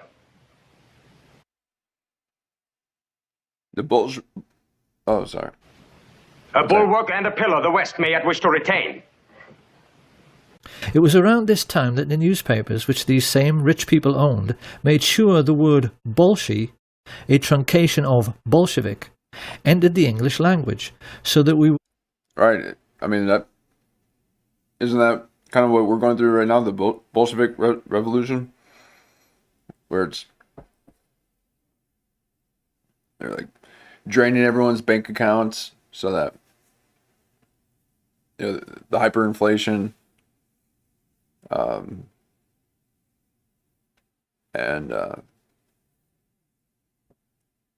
then is that the one, or no, that's the Mao one where it's all about shaming, you know, shame. That's all you hear in the protest right now. Everyone's just like shame. So. would associate Bolshevism with aggression. And it was with these subtle and not so subtle methods that the international elite began to shape our destiny for the remainder of the 20th century. The intellectuals of the period were furious. They were incensed, they were depressed, and you get a very good feeling of the political atmosphere of the time from the diaries of the Labour politician Harold Nicholson, when he writes, "We have lost our willpower since our willpower is divided. The people of the governing class think only of their own fortunes, which means hatred of the Reds. Our class interests cut across our national interests, and I go to bed in gloom." With such heavy investment coming into the country, particularly from America and Britain, Germany began to recover very rapidly. And then the new class of international financiers began searching around for a homegrown, authoritarian political movement they could support. What they needed was someone they could count on to be both aggressive and expansionist. Ultra-right-wing causes, which at normal times would have been ignored and marginalized, were suddenly given very careful consideration, until finally the rich elite found a man and an idea which they felt might deliver the political outcome. That's right, that's what desired. happens. Adolf Hitler and his fledgling National Socialist Party. At the same time that the world's rich elite began grooming Hitler for his starring role, they also became even more deeply involved in military intelligence. I say even more because the Dulles brothers, Averell Harriman, and the chief of Remington, Samuel Bush, a man referred to as the original Merchant of Death, had a relationship with American military intelligence stretching back into World War I. The lesson here being that the American variant of military intelligence started out with businessmen protecting their investments, just as if they were a mafia. Right from the very beginning, There it it had is. nothing to do with national security and All everything mafia. to do with money. Wow. In Hitler, the Illuminati had found a ready-made stooge who could be the face of this autocratic new movement. And when the Man, is my channel gonna get flagged? This is wild. You don't see animation like time that. came to put Yeah. together a new secret intelligence service which was Wow. going to help protect all the money they had tied up Oh, in yeah, the the German real economy, society. these men also found one was readily available: the Order of the Skull and Bones at Yale University. There it is, Skull and Bones. Discussion of secret societies is something of a minefield because it so easily invites ridicule. Oh boy. It is very difficult for the general public to accept that the super-rich leaders of their Western world can possibly be as mad and deranged as they... Is this what they're doing? They're doing this. They're doing lesser Discussion banishing- of secret banishing societies rituals at is the something of a minefield because it so easily invites ridicule. this thing here. It is very difficult for the general public to accept that the super-rich leaders of their Western world can possibly be as mad and deranged as they actually are. The public, generally speaking, are sensible and level-headed people who have to balance their checkbooks, so they inevitably tend to laugh at stories about Satanists and occult believers. Magic with the But K. if you talk to any well-informed historians, they are all aware of the important role which various secret societies have played in human history. The Black Hand always played a pivotal role in the history of the Mafia. If you talk to anyone in the UK who is political and read books, they are always aware that the ruling class of Britain, including every member of the royal family, is a Freemason. And the emblem of the death's head was sported on the caps of the high-ranking Nazi officers from the very beginning. The symbols of these secret societies always seem to play around with some kind of skull and bones motif. Yeah, really. I'll get flagged for this. Okay. Nice. I'll take a look at that.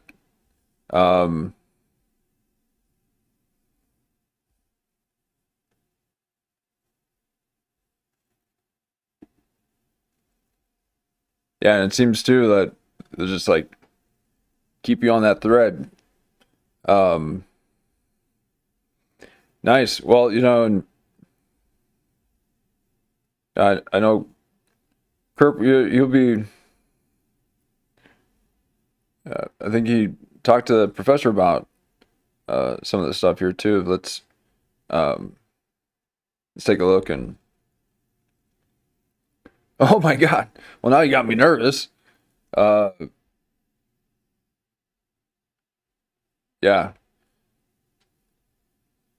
Well, I'm sure they'll let me know. I get dinged for just doing atmosphere music. Can imagine animation of that. I'm not going to say it because I don't want the algorithm to hear it.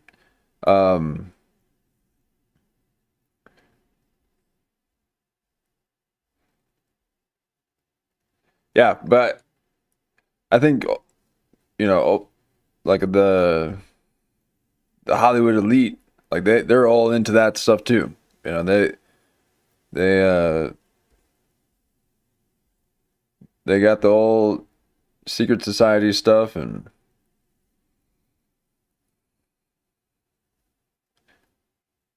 the old mob ties. All right, let's see if we can get back to where we were on this one. Oh, we got all the way back to the beginning. Here, let's fast forward to where we were, and I like taking a couple days on the good ones here.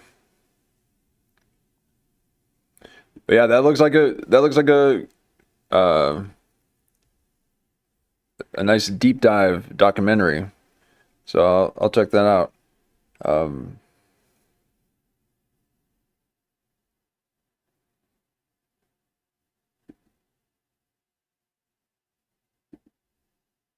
gonna have AI suck up all the power.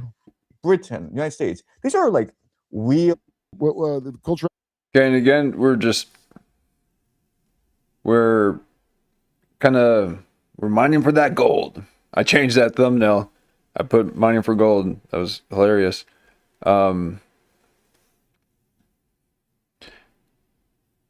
We talked a bit about just doing a little recap here. We talked a bit about the old JFK assassination. Okay, and how there's mob connections and CIA assassins and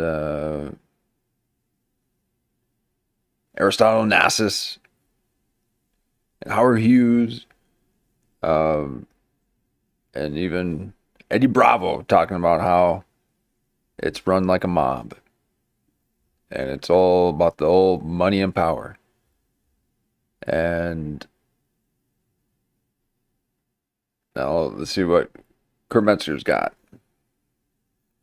And he was talking about the civil unrest that's happening in Minneapolis and how it might be the epicenter, which I've ended up finding out not a good title for a video. It didn't test well. I thought it would test well. It didn't test well. I gotta make these things real dumb in order for that algorithm to send it. I'm trying all sorts of things, and if it was up to me, I would just put the date. But they say that that's the absolute worst thing you can do. So, but trying to title my last one as, the epicenter. Is this going to be the Civil War epicenter? Everyone's talking about Civil War in Minneapolis right now. Dave, I don't know if I have that on my list, but I mean, everyone's talking about it. Asmongold and all the other streamers and content creators. So again, that's why we're just kind of moseying on over to the old conspiracy side, because when the news gets a little bit crazy and you get the general idea of what's happening, then you just gotta take a dip in another pool for a bit. And comedy seems a bit light the past few days. So, the people are out doing their travels or just kind of hunkering in. But, yeah, as far as podcasts being dropped and stuff, I mean, Kurt Metzger got a couple of good ones and a few others, but as far as any kind of drama, not too much is happening. But again, you just go for that source material, and you don't need these headline drama to follow. You can see it in their eyes. So Revolution, but a shittier, privatized version of weaponized gender blob people, and it was horrendous. Okay, so I think he's talking about school shootings here. Let me back it up and see if we can start from especially there, like a train of thought here. Stand what we started doing here. Especially there, like you can't. They told me don't say anything about the Chinese government. Talk about whatever except that. Okay, and I didn't know anything, so fine. You know what you could say and not say to have a problem with, like, the Interior Ministry, whatever professionals enforce that.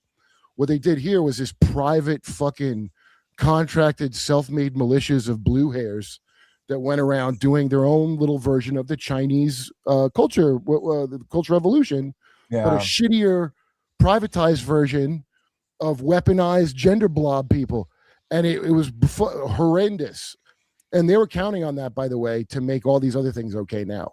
How annoying that was, and it was very annoying, but they clearly are not the ones in power now, assholes. So you can't keep pushing woke on me as my enemy, because I don't have to respect them at all. I'm worried about the masked, masked people grabbing you off the street and asking, what the fuck is that? That's not how you're supposed to do that. Yeah, I mean, like, and Ai Weiwei, the artist who just came back to China, he says the same thing where, in China, where the lines are, if you don't piss off the government, if you stay within. Okay, yeah, but you got trapped in your homes during COVID. Okay. So everyone in China was locked down and boarded up from the outside. At least that's what I saw on the news. People screaming because they were hungry, they needed food, and they weren't allowed to leave their apartments. And then you were forced to, maybe you guys were forced to get vaccinated, forced to get tested. You're tracked the whole time. Yeah, you guys have it great. You have it real good over there.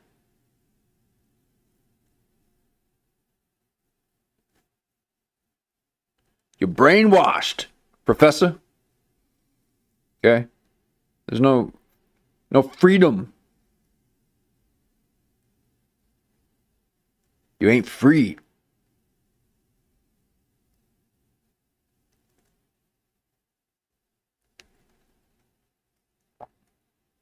Your place in society, you're fine. You can say whatever you want. No one cares.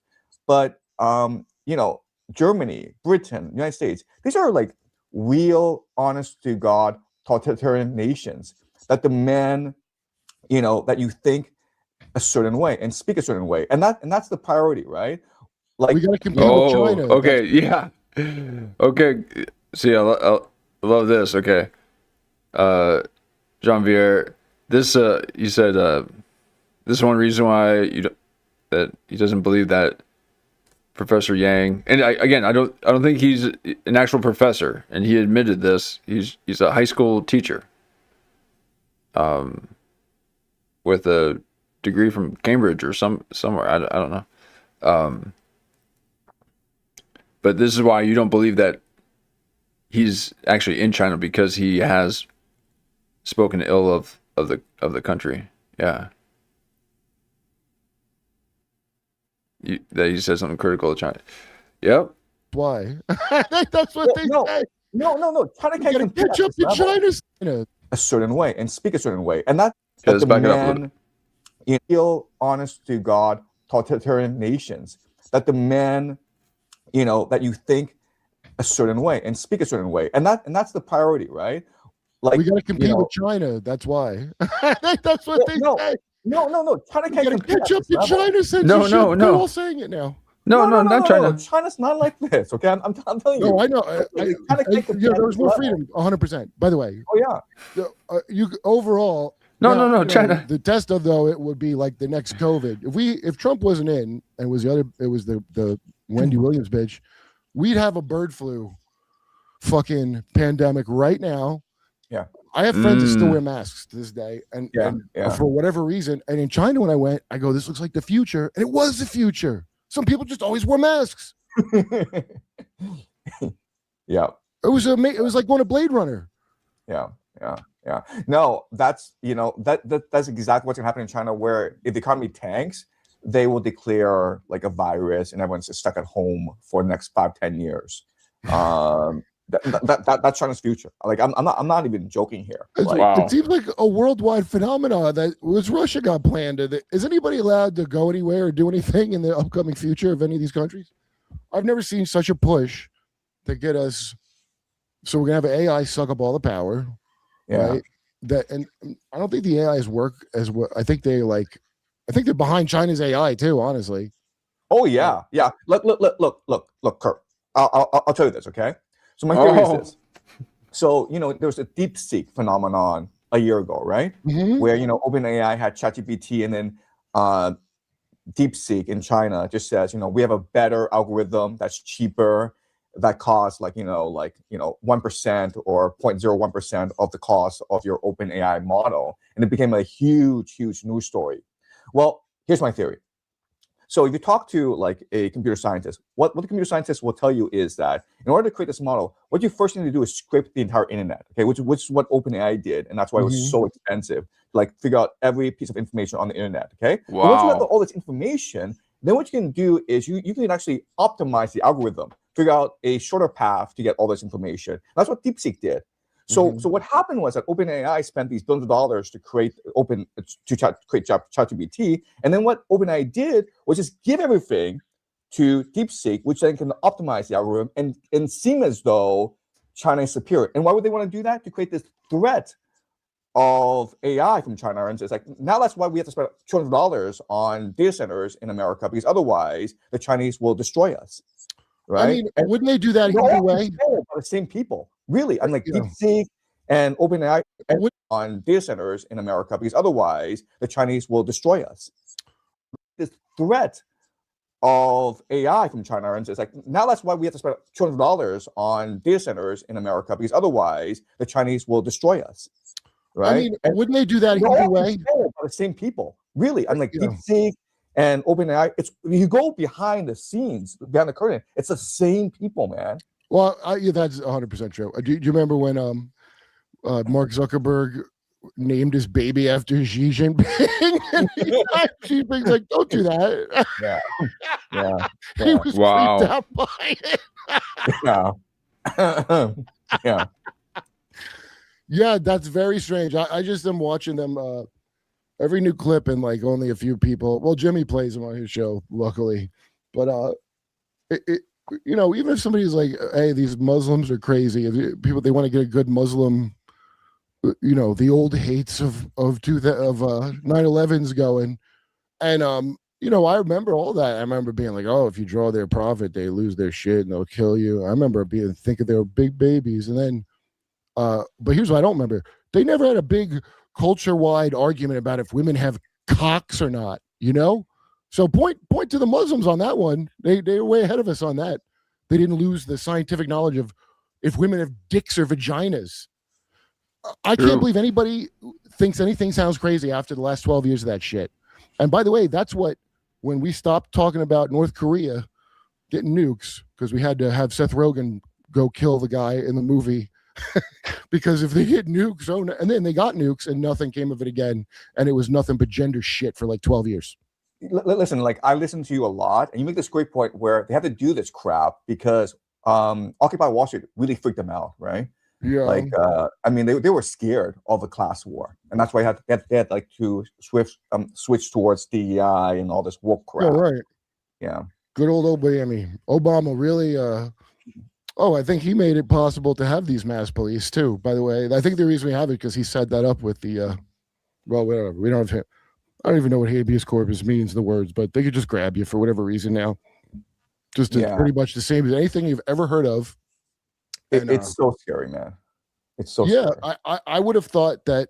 You know what I didn't realize is, because they don't have to kill you just for telling the truth about this shit.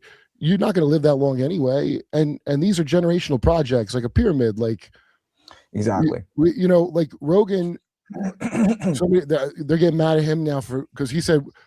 And he don't get credit for this like he should get when he was telling people to get off the left and right bullshit because that's not a thing no more. You could tell who's no fucking good because they jumped on him for it. But guess what? They got 30 proto Rogans ready to go that they're gonna. And yeah, if you like the show, you're like that's not the same thing. But guess what? It only takes a couple generations to forget every other fucking thing. Everything's based on erasing the past quicker than ever before. Never mind forgetting your Atlantis history. You're supposed to forget like a month ago, dude. Nobody remembers shit from a month ago. Look, look at World War II, okay? How much of World War II that we've been taught in school do you think actually happened during World War II? You know, like our understanding of World War II, do you think that's actually what happened? I don't know. Well, you get to do certain things by the propaganda of the winners for sure. I always thought, you know, that I know Hitler's the new Satan of the century, like our new secular Satan was kind of old of a secular Satan, but that's set up by Wall Street. Like the fact that Wall Street directly created, they propped up all these people. Yeah. And that's what that documentary was just talking about too. So that was all. Oh, Yang didn't like that. Yeah, that was all funded by the Illuminati bankers.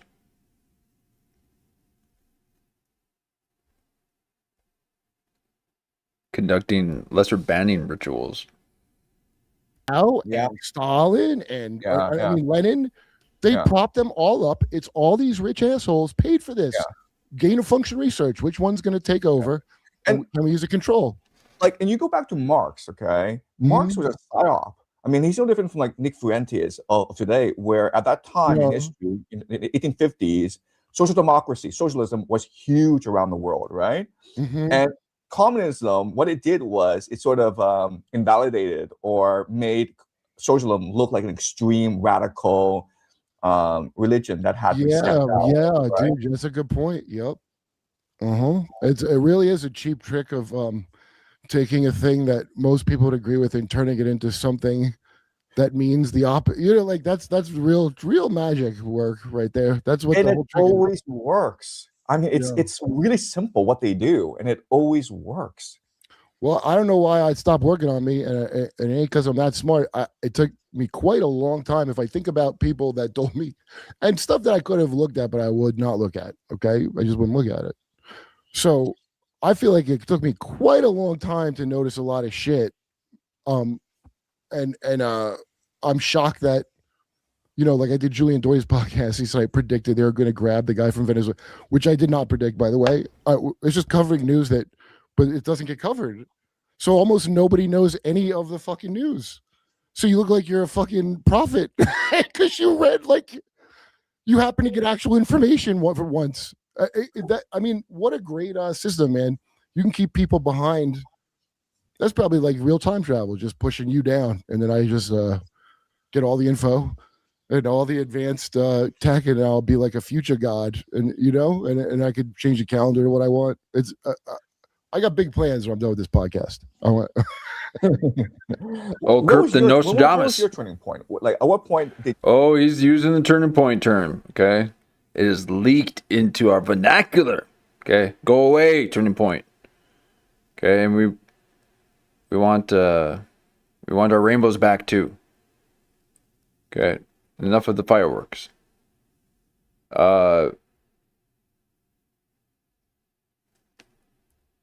What was he saying here? We're talking about who's controlling the world. It's I got big plans when I'm done with this podcast. I want. what was your turning point? Like, at what point did you say, you know what? When I forgot if we were still in Iraq in like I don't know, I was on Facebook fighting with like a fucking feminist or some shit, something stupid as something dumb, dude. And then I was like, hey, are we still in Iraq? I don't remember why even it came up, but it felt like a leaving the oven on feeling. And I had to look up if we were still there. I had to look up, like, whatever happened with that war. It was so disturbing of a feeling to be like, oh yeah, didn't we have like a war going for like the last, and it just went for a while, so I don't think about it. And then it just went down like, what the fuck is that? And so that's the beginning. And then you know, as shit got, as the Occupy Wall Street, as that ESG BlackRock shit got pushed down as the fake left in America, it got worse and worse, especially if you're funny. So the economy, as bad as it was like a little better because people there were still enough people with the luxury of whining about bullshit. You know, previously before the social justice movement, they had a term called first world problems that they'd say if you whined about something with your feelings, they go first world problems. That was the liberal thing to say. And nobody was saying that no more about first world problems. I couldn't believe it. And then they all went with the trend, and it just has stayed like that. And now it really depends. Like all my friends that did well, there's a lot of my friends that did well. You know, I know a bunch of people in comedy. It's unusual for them to know anything if they're successful. And that's like a lot of people. But the bottom line is we don't have enough middle class to do that no more. So the beauty of America is you don't have to give a fuck about nothing until it happens to you. And guess what, assholes? Is going to happen to you. So you don't have to believe nothing I say. Yeah. No. The time will tell you.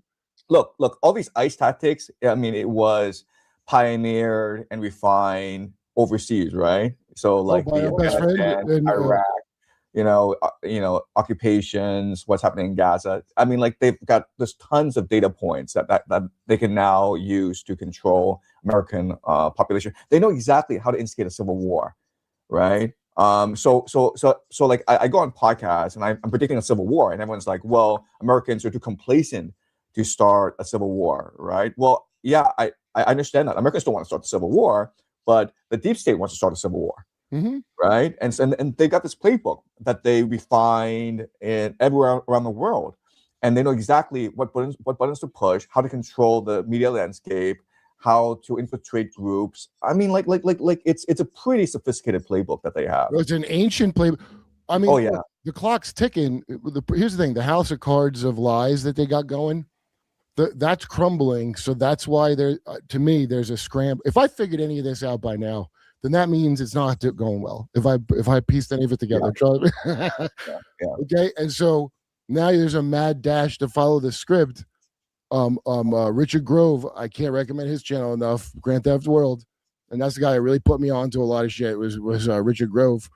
He said you can't stop that scam. There's only one outcome for the scam is you got to crash it. So what gets us out of the scam? Well, traditionally a big war, a civil or a world war is how you typically get out of the bubble created by the scam. And gibberish about the fourth turning. Have you heard of the fourth turning? Yeah. And like it didn't used to be like that. Oh, these small cycles. These are all post World War II. They're not like ancient Mayan calendar shit. These assholes planned this. And then the creepiest is Mark gave me a book when I was playing Saratoga Springs. It was a big new Brzezinski's book about the technocracy. Morning Micah from Morning Joe. Who was a trilateral creep who helped install the Ayatollah that we hate so much. Right? Those guys, Rockefeller and him, they're like, let's put the Ayatollah in now. But he goes, in the technocratic society. This is a good interview. Let's see.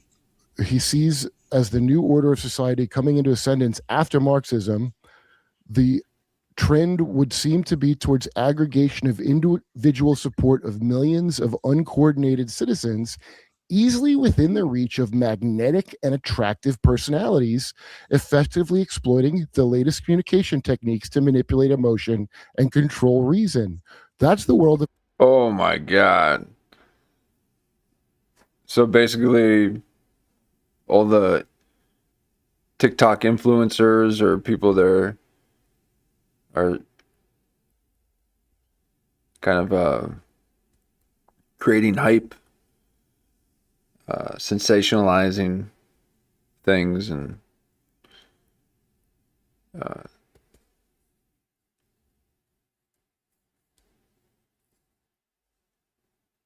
latest communication techniques to manipulate emotion and control reason. That's the world of influencers written about in the 70s. Yeah. Oh, I guess they're the OBS. thing. It's happening. Yeah.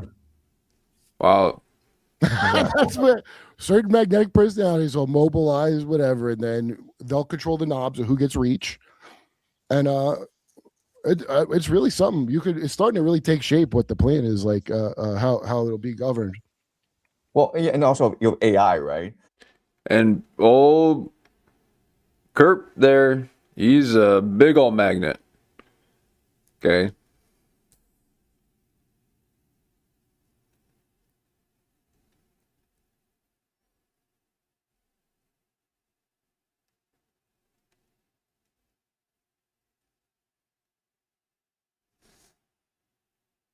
So, like, why are they building like these trillions of dollars of these data centers all around America? Like, for what purpose? It's just so that you can cheat in school, just so you can create these silly videos, just so you can have an AI girlfriend? No, like the purpose is to be able to monitor you, to monitor every facet of your life, right? Digital currency, digital ID. That's the game plan. Oh, it's not to power my digital girlfriend. That's what I had to assume. No, well, you'll have a digital girlfriend. You'll have a girlfriend, and you'll love her to death. Yeah, and she'll be the best thing that ever happened to you. Okay, but my AI girlfriend is going to need a lot of power. I'm going to tell you that right. I don't like 3D women. Have you ever seen the derogatory terms for 3D women by people that are into that? I'm forgetting that. What is that? Like all that VTuber shit. Listen, China is right to mistrust Japan. Let's face facts with that. That really, anime has destroyed a generation. That and school shooter pills and colorful anime, it does something. Yeah, and they're known to cause epileptic seizures. Some of those animations.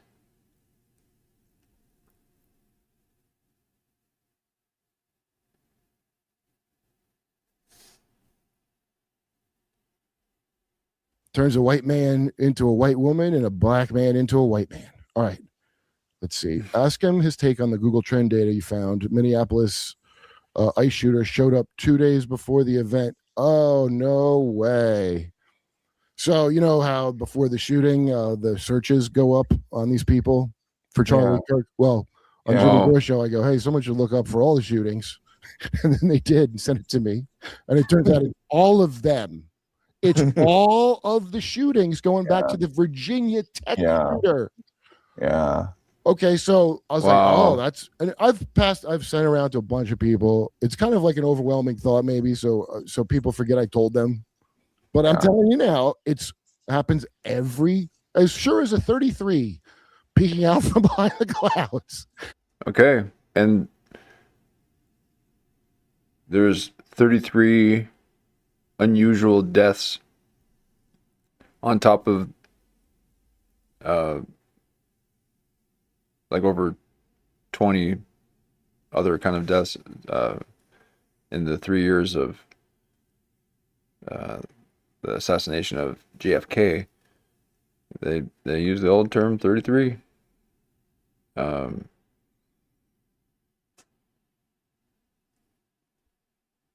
So they are. There's this. Oh, and the guy that figured it out 3. But I'm telling you now, it's over. So I was like, oh, that's. And I've sent around to a bunch of people. Let me back it up here. So you know how before the shooting, the searches go up on these people for Charlie Kirk. Well, on Jimmy Dore show, I go, hey, someone should look up for all the shootings. And then they did and sent it to me. And it turns out it's all of them. It's all of the shootings going back to the Virginia Tech shooter. Yeah.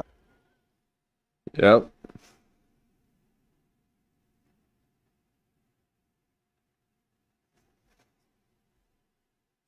So he's saying that all of these shootings that have been happening,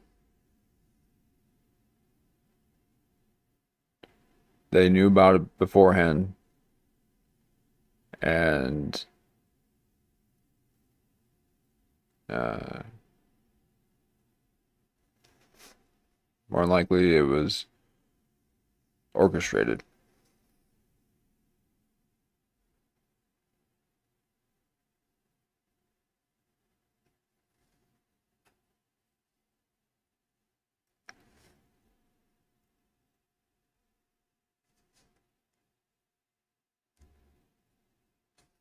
All of the shootings going back to the Virginia Tech shooter. Yeah. Okay, so I was like, oh, that's, and I've sent around to a bunch of people. It's kind of like an overwhelming thought, maybe, so people forget I told them.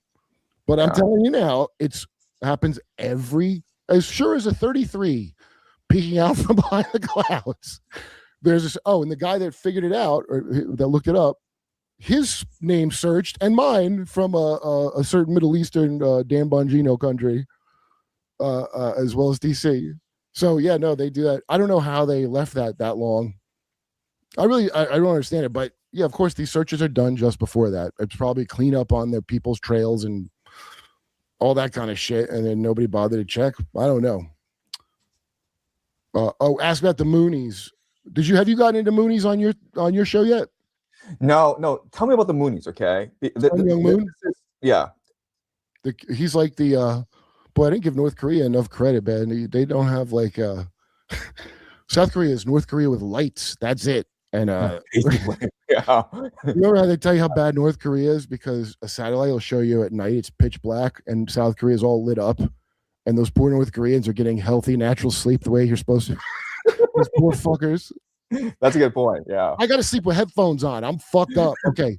So Sun Young Moon, I think it's a construct of the Korean CIA, which is the name of their CIA. But the Moonies are connected to all these TPUSA fake fucking Christians. They're directly connected to them. And you see Newt Gingrich at these Mooney events in South Korea, and they look insane. Talk about making fun of. Remember in North Korea, everybody violins Rage Against the Machine like perfectly, and it's like I'm watching this Mother Moon ceremony. It's the craziest thing I think I've ever seen. It's like you're watching a space opera knockoff of Star Wars or something. And 2004, they crowned Sun Young Moon the Messiah. Congress did. Wow. It sounds like I dreamt that, but that's the thing that happened because he gives them money, And then his son with the bullet crown lives in Pennsylvania now, his splinter group. But I haven't watched the Candace Owens thing. That I think she has brought it up, the trafficking element, but the Moonies are known for human trafficking, and the president of Japan got shot that time by a disgruntled guy whose mother had spent everything on the Moonies. The Moonies infiltrated Japan a while ago, I guess. Right, yeah. So whoever that president that liked, he was into Elvis or something, was his like little, he had allowed that, and this guy made like a shotgun out of wood or something like that and shot him. Right. And it's because of that, and apparently a bunch of Japanese really sympathized with this guy because the Moonies are a problem in there. It's probably like another Jesuit invasion to them, you know? Right. It's all the same thing. They all do the same thing. It's all the same thing. It's all blood sacrifice and pretending to be a thing that you're not, and spy work, which is what magic, I mean, that's where it comes from. It's from like lies and hiding things. And I mean, that's just what the fuck it is. No, well, look, the easiest way to infiltrate and subvert a country is through these cults, right? Yeah. Because these cults engage in all sorts of like, sexual blackmail, ritual sacrifice. I mean, they compromise everyone. They have this vast network that's covert. So yeah, I mean, like the easiest way if you want to subvert a country is you just compromise and subvert the secret societies. Apotheosis 69. Let him talk. Hey, Professor Zhang, I like you talking. I don't know why he's yelling. No, I love you talking as well. I mean, I came here to learn. Right? I don't know why you think Professor Zhang shouldn't talk so much. He's the guest. You sound like a fool. Okay. I watch your show all the time, so I know exactly what to expect on your show. It's not a good interview show in the least. I just want to meet people on the show. It's not meant to be a conversation, man. It's not meant to be a conversation. No. I love you guys. See Ted Cruz say stop attacking PDFs. Okay. Did he literally say that? Because he did say that, yes. What do you mean? Like in prisons or what? No, in an interview. Yeah, he did say. He said two things recently that got a lot of attention. He said this, but he also said about how Israel is this Messianic state that we should all worship as Christians. Well, if you bless, God blesses those. He doesn't know the scripture, but God blesses those who bless Israel. And look at all the blessings we've been receiving. Clearly, do the blessings ever stop? Don't spoil us, Ted, with blessings. Yeah. Do you know Michael Tracy? Yeah. Do you? Okay, he's been saying this as well, where he's been saying 14-year-olds are technically not pedophiles. Okay. And my girlfriend, not a pedophile. I watched him doing it, and my girlfriend says, so I'm like, so someone's paying him, I guess, he's trying to get those bounties they do for you. But she's like, no, he's into that. He's defending himself. She says that, watch it. Now, I don't know, but he's like a very small, oily man, and I just can't imagine you'd want to pay. But this is before I knew about that bounty system they do, where like if you say the right things, you can collect like $50K. So it could be that, it just, he does look like a guy that My Little Pony appreciator a little bit. I mean, let's not. Okay. Well, I mean, but what's funny is like he says this, but he's also very passionate about it. He's almost like a crusade to convince people 14-year-olds are not children. They, in most countries, they can marry, and you can sign a permission slip from, by the way, in America and a lot of states. I think not all the states, I hope, but a bunch of them, because especially the Mormon ones, they're letting 14-year-old marriages. I would hope it's changed by now, but I don't look into that stuff because I'm not a prevert. Okay, let's see. Professor Zhang, can you talk more about the AI future model you described in your interview with RT? Thank you for sharing your work with us. What was that? What you were talking about before? AI future model. Okay, so I was talking about the idea of Pax Judaica, right, where Jerusalem is the capital of the world, and how the system would run is through AI. So you have these three nations that are heavily invested in AI. They're United States, Israel, and China. And as we discussed, if you look behind the curtain, you'll see that it's the same people behind all the development of AI in all three nations, right? So what this means is that if all three nations succeed in creating AI, they'll use this AI to create the surveillance state. So digital currency, digital ID. So China's pretty far ahead in that. Israel's probably the most sophisticated. America's trying to catch up. But if you're able to control the AI infrastructure beyond all three, then you basically control all three nations through artificial intelligence. And that's a game plan behind Pax Judaica, if that makes any sense. Is Europe what is Wow. Europe's plan with that? Well, Europe's going to be destroyed, man. Have you been following the news in Europe? The intention is to destroy Europe. I'm serious. Like That's right. You I have civil forgot. war in Britain, civil war in France. You got this Yeah. Islamic invasion going on. I mean, the intention is to crash Europe, and then Yeah. once it's destroyed, then you can build the AI state. Venture capital is really consolidating our various things. It's my belief that these ICE raids are. It's my belief these from this thanks. It is my belief these ICE raids are purposeful social agitation operations infiltrated with Mossad and CIA, just like the phony Patriot Front. Yeah, I believe that. I agree. Yeah. No, it seems too coordinated. It seems too intentional. Again, they have all this social science data from studying Facebook, from studying Iraq, Afghanistan. So they know exactly what they're doing. They know exactly how to warp people's emotions to create as much violence as possible. Yeah, I mean, Wow. it works. Yo, Kurt, I grew up watching Ugly Americans on Comedy Central. And that's what I was saying too. Like even just going on, social media right now. If you're just catching up on the news, it takes you down this whole other, path. So then you're watching street brawls and riots and revolutions and like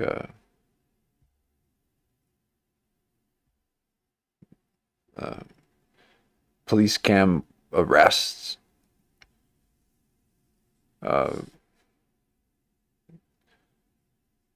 Yeah. You got me hooked last year in my waking with the Tracy Twyman. Oh yeah, Tracy Twyman stuff is like wild, dude. That's she really figured out all that Templar shit better than anybody I've ever seen. Game Boy 3232. The idea of mystery schools always makes me think of this SpongeBob episode called The Secret Box, where Patrick withholds information from SpongeBob with a secret box, and the word enigma comes up too. Oh yeah, they're making fun of that. SpongeBob was a funny show for a funny kid show of its time, but yeah, that's clearly what that is. Right. So mystery schools, right? If you go back in history, mystery schools were just an opportunity for the elite to indulge their sexual depravity and feel good about themselves while doing it. Well, it's magic. That's the real magic. That's real magic. Yeah. Is feeling good after. Okay, Stank Jesus. Candace Owens has been talking about the experiments with gay kids in Project Looking Glass. Her comments yesterday are full of gay kids.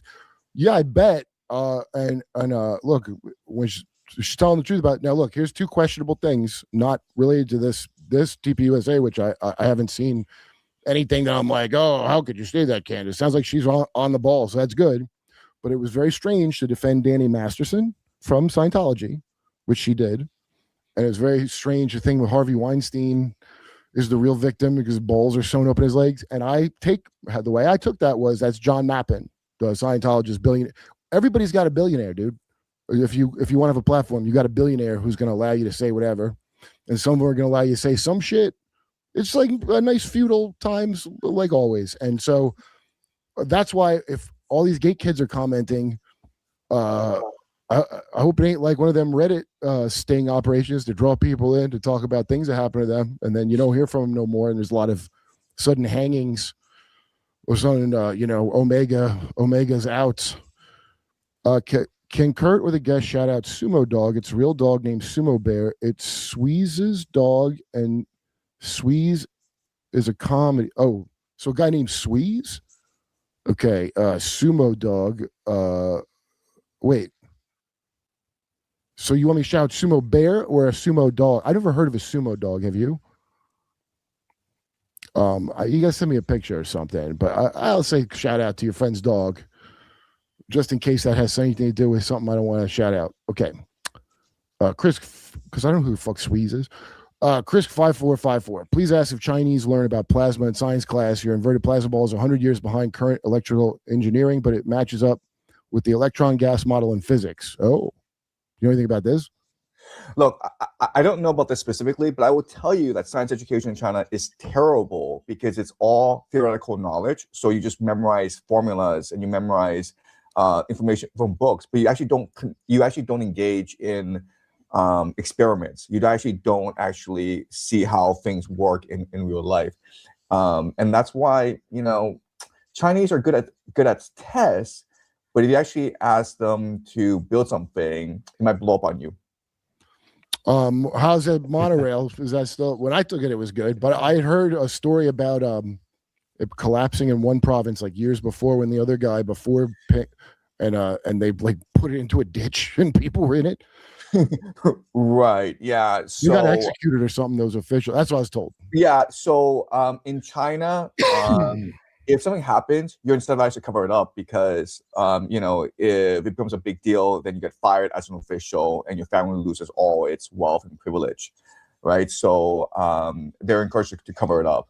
But what you're referring to is when they first had the high-speed rail, and they really didn't understand the limits of it, so it went too fast, and then it derailed, and about 2,000 people died.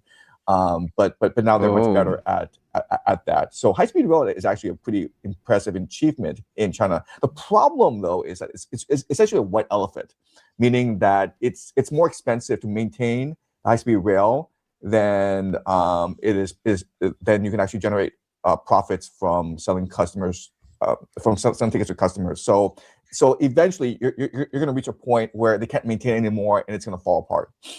It's like so you're saying it's like like maintaining our militaries. Yeah, basically. 1.5 trillion. Yeah, Trump went from 1 trillion to 1.5 trillion. Yeah. And what people don't understand is that it doesn't mean a more effective military. It just means more corruption and graft in the military. Well, That's because what it the means. left is so the stupid boutique right and boutique left. On the right, though, they don't get that, and then on the left, they think like, oh, well, taxes, and you're like, if you're stealing the taxes, then it doesn't.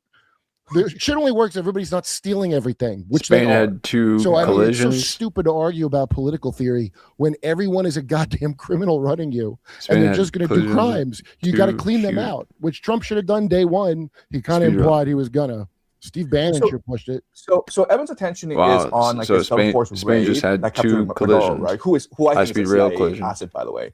But Why? like, well, I mean, how else could you have captured him? I mean, he needed to have cooperated with you, right? Wait. So I thought his wife. Wait. I thought the VP was rad. Here's what I took. That VP was working with us, CIA, and he, because they were hitting them with energy weapons. They're like no and shit. That's just misinformation. Cover up with the fact that Maduro is a CIA asset. And here's how we'll know. Okay? During the trial, Maduro will say that Venezuela participated in the stealing of the 2020 election.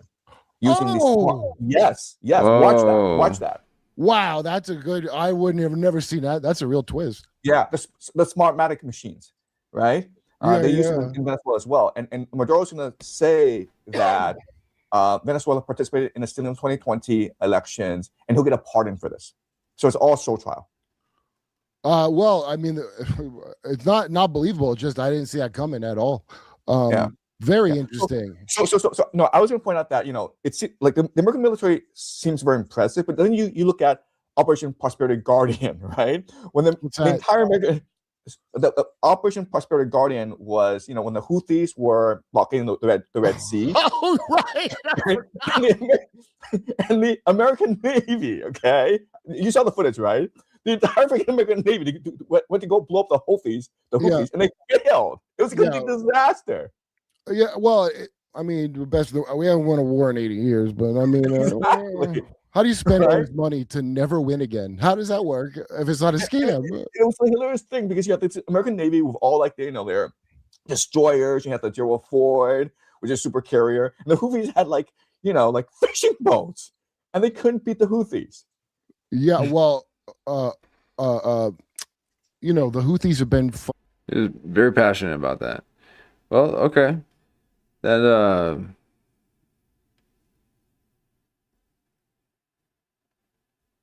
yeah, I really like how Kerp does the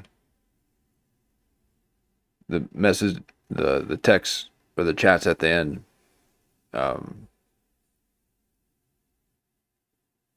because just one of them can go off on a whole other like 20-minute segment. So yeah, I like that. Well, see if what else we got here, and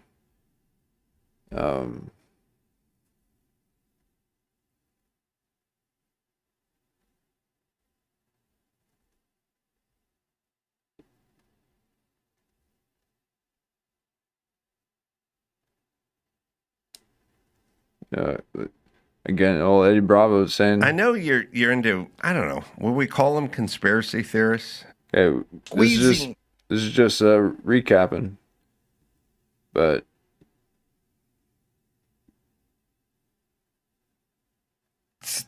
they have a job to do, and if they didn't want to do the job, they would not be in power. So the people with the power in this world, they're really smart. They know how to manipulate the masses with psyops. There's psyops going on all the time, and the news is basically just propaganda. Well, yeah, I mean, take something like COVID. Like, Yeah, I knew something was going on. So I knew something was wrong with COVID super early. Yeah. And I pointed it out, and I got vocal about it. Mm-hmm. And it struck me that there was a pattern, and the pattern was sort of interrupted, and I knew something was missing. Mm-hmm. Like for me, like I'm pattern oriented, and I wasn't hearing the ages of the deaths, and they were keeping the ages out of the news, and it bothered me, and it bumped me, and so I would start talking about it, and so I caught on early that this was something, and then it was like lab leak versus wet market, and all this stuff, and all okay, so he's just going through his moment of clarity. Let's see. Well, now we're getting really deep. But I'm just going to say, I didn't hear, right, like in the United States, but it's horrible in Africa, right? Like everything's always worse in Africa. So they always go to Africa if there's something going wrong. I mean, it all depends on what you think AIDS is. Oh, well, now we're getting really deep. But I'm just going to say, I didn't hear right, any COVID talk out of Africa. There was no discussion. There was what's going on in Spain, what's going on in Italy. And the presidents in the countries in Africa that opposed the COVID mandates, they got killed. Oh, really? Yeah, I didn't hear. I think that was 3 of them. They got killed. They were against it. They weren't. So I didn't hear. Okay.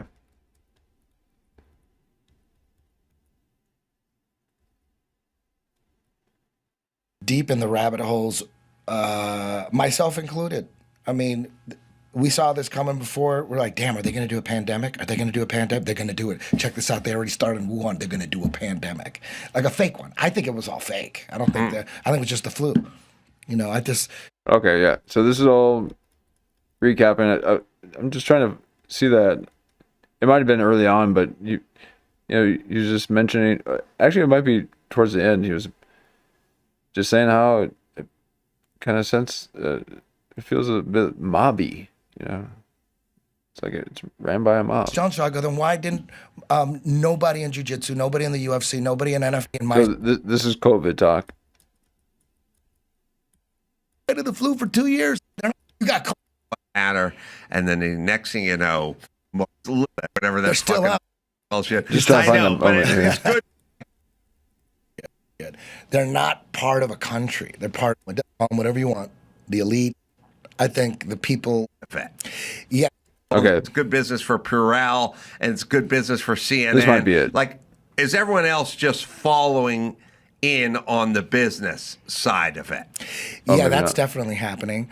But I think the people with the power, call them whatever you want, the elite, Illuminati, deep state, whatever you want to call them, it doesn't matter. The people running this shit, they're not part of a country. They're part of the whole world, and they're all working together.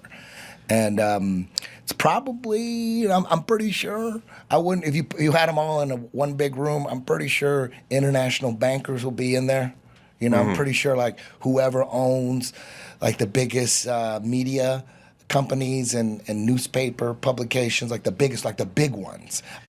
Right, and this is through gemstone files saying that Aristotle Onassis was, and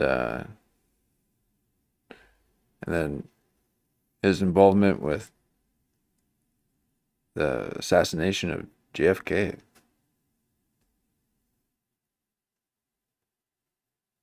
And then they took out Howard Hughes and imprisoned him on his own island.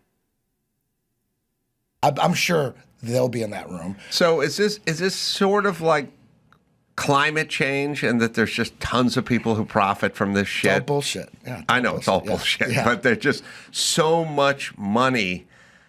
It's so much money. Like, you take a look, you take something like climate change and you go, okay, that's trillions and trillions of dollars. Nothing ever comes out the other end. It's basically the end, the that non-governmental carbon tax. They wanted the carbon tax. Right. Oh, that was, that got us closer to world government. The ultimate goal, and it's always been this. Even back in Roman times, the ultimate goal was one world government. Right. They're always pushing for this, like the Paris Climate Summit and stuff. The Accord. We're all going to join the UN. We're all going to join the Paris Climate Summit. Like, we're all going to join. And like they really care. Right. Oh, they care so much. Why the hell are you guys spraying chemtrails everywhere? You claim it. That's the real climate change. The climate change, they're causing it.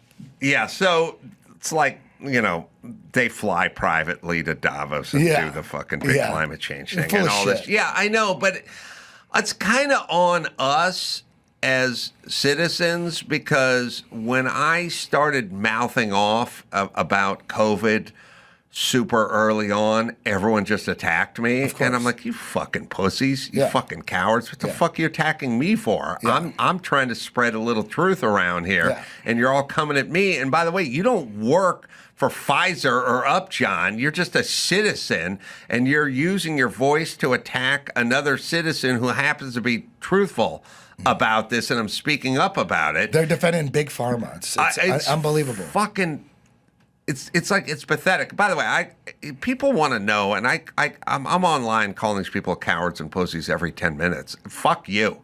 You deserve everything you get, you fucking cowards. Yeah. You did this. And if you don't want to do it, then fucking apologize and shut up when the next thing comes down the pike. Sit it out, fucking know-it-all. Yeah. But you fucking cowards and pussies, you caved to this because you were scared. Not of COVID, you're scared of the mob. Yeah. They all were scared of the fucking mob. Yeah. And the big... There it is, the mob. I had Newsweek writing an article about me and shit like that. Yeah. They're fucking cowards. They're all wrong. They never retract anything. Yeah. They were wrong about everything. But I don't know if they're just wrong or they're just lying, or they attack Joe Rogan about horse paste or whatever the fuck that is.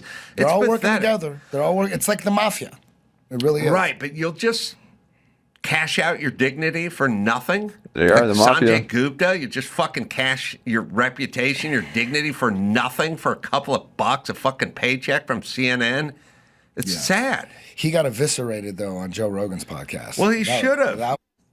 You know what I mean? And that's all Newsweek did, tweet out prettier people and when fucking turned on me. All they did is put the flu on the bench, and they took over, and they made up some new shit. And all that, in my opinion, all that gain of function research thing at these virology labs and go, oh, look, they created. I'm like, in my opinion, they didn't create shit. If they could create, if they did, oh man, what a terrible job you did. You got the same numbers as the flu. You go, what a terrible job. Right. What a terrible job you did. But to me, they're just, in my opinion, I think all those emails and all that stuff, or the money's just being stolen. They're not actually working on trying to create a virus that could kill a bunch.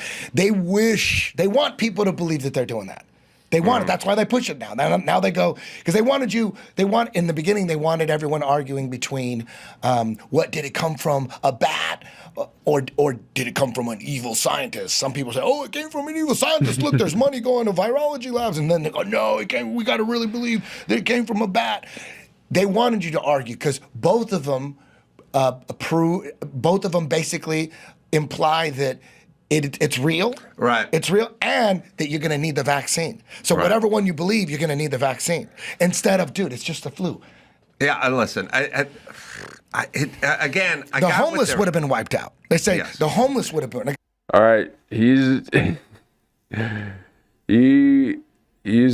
that full momentum force right now. This is why old Rogan won't let him back in, because when he gets rolling, it's not, you're wearing those headphones, and all you hear is his shtick.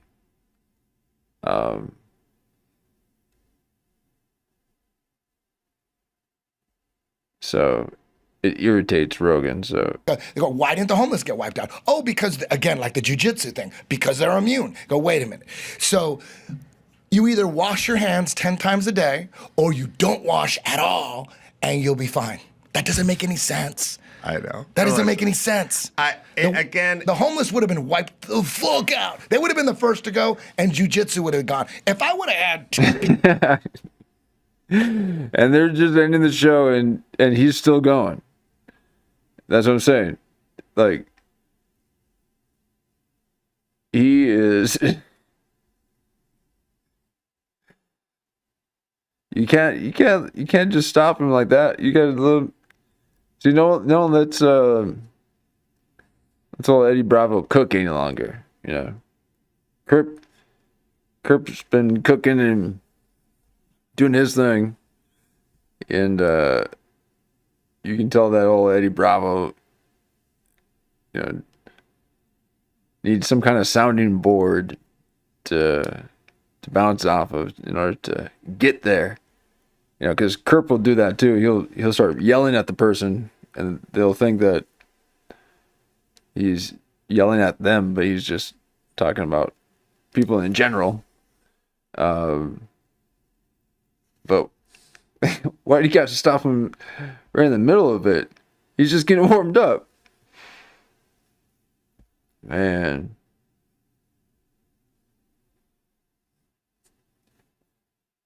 And I think it's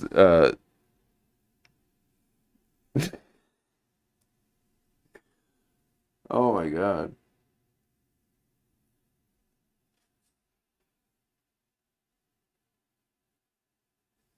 Very few people can just make me laugh with just a look on their face.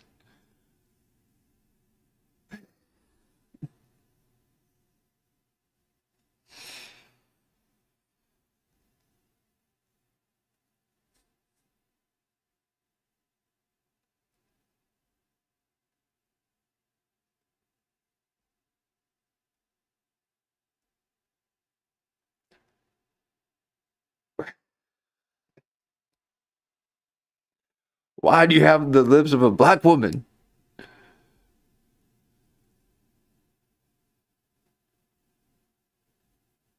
Or Tom Hardy.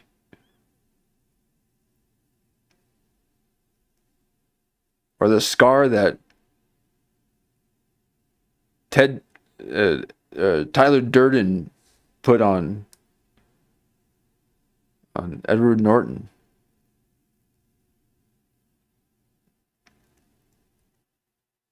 Some big old lips. So, you gotta let him cook a little bit. He's got 20 gyms that he runs. He needs to vent. Take it back here a little bit. Oh man, he was just warming up. So I'm just assuming that this is the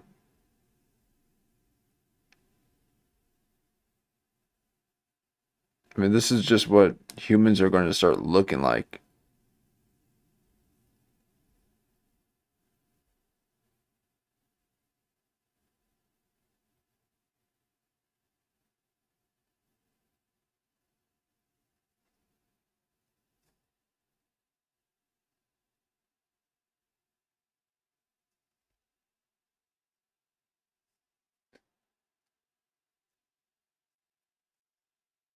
Wipe the fuck out. Or you don't wash at all. So you either wash your hands 10 times a day or you don't wash at all and you'll be fine. That doesn't make any sense. I know. That doesn't make any sense. The homeless would have been wiped the fuck out. They would have been the first to go, and jiu-jitsu would have gone. If I would have had 2 people die of COVID on me, I would have quit. Right. I'd say, oh shit, this is real. Right. But it's not real. Nobody died. Not one person. No, not one healthy person. Yeah. Yes. That was sweat. And he's still going. I like the, the sing song. I wish I had some of that. I know. That doesn't make any sense. He's got the homeless would have been wiped the fuck out. They would have been the first to go, and jiu-jitsu would have gone. If I would have had 2 people die of COVID on me, I would have quit.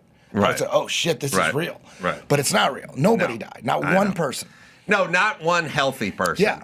Yes. That was sweating on each other and smashing each other. Listen. we would have all been dead if that was real. Okay. Okay, this will be a video about Rob Reiner's death, and so old Lady Bravo there, saying that, and I do recall him saying that during those times, and I remember thinking, okay, well, I mean, that's interesting to know. Okay. But that was also kind of quite a bit after everything. Maybe not, but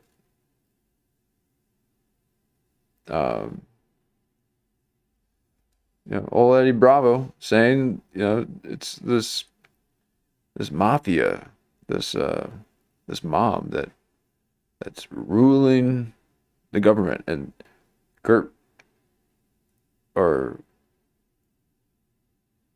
was it Kurt Metzger or Professor Yang saying that?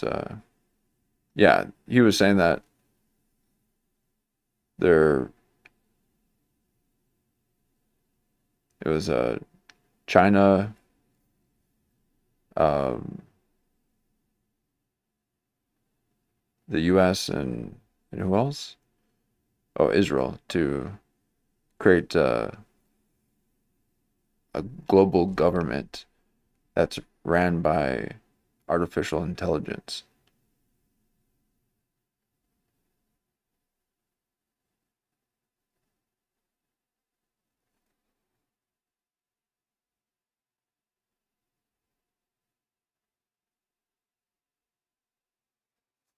So, yeah.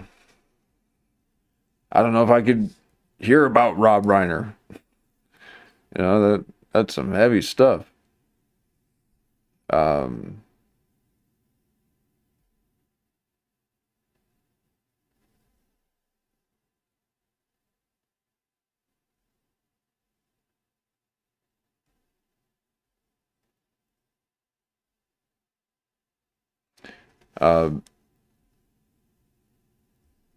But I think we'll take a look real quick, and I do recall that there was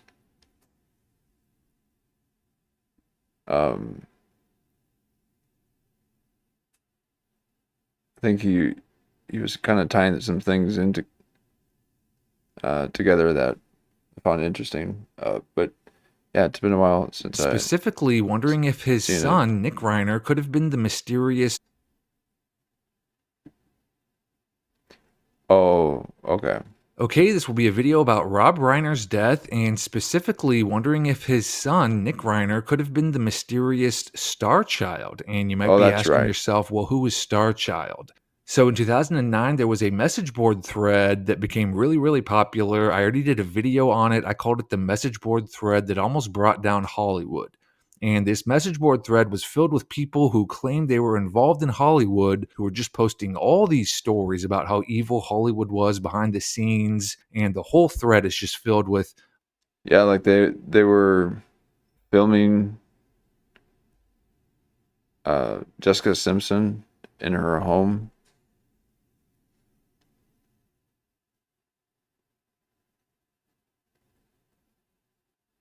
And I mean, who knows with P. Diddy?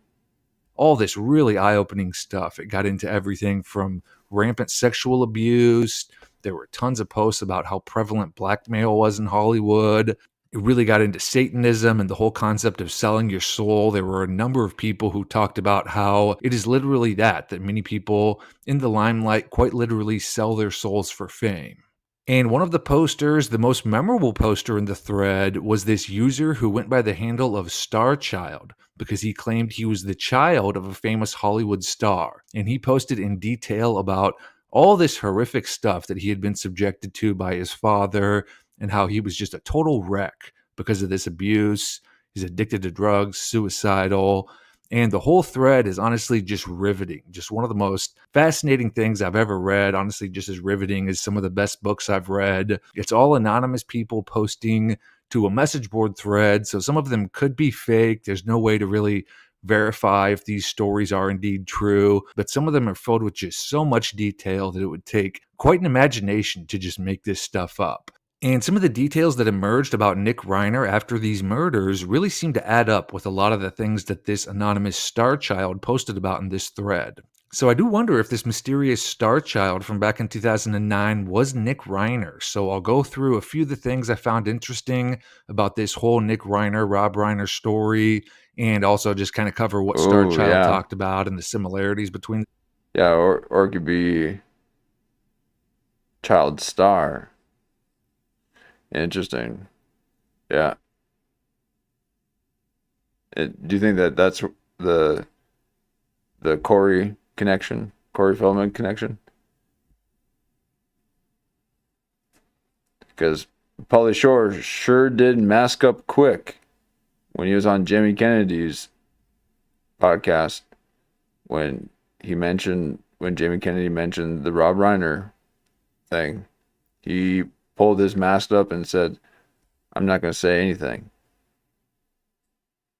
And that's usually something you don't say to a question like that. It's usually something you say if someone's asking if you know something about what had happened.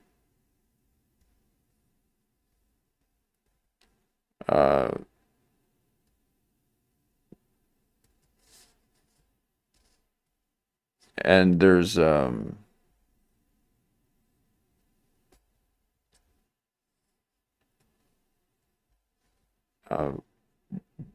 James Franco has a hat brand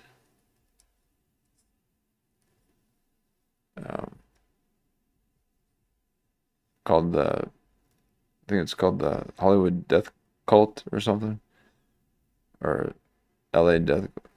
Cool looking hats, but they there's got to be some kind of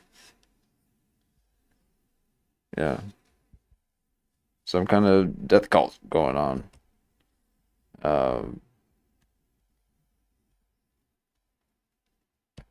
Now,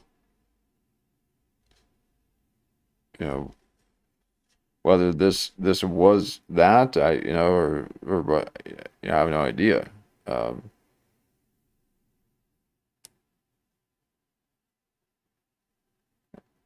And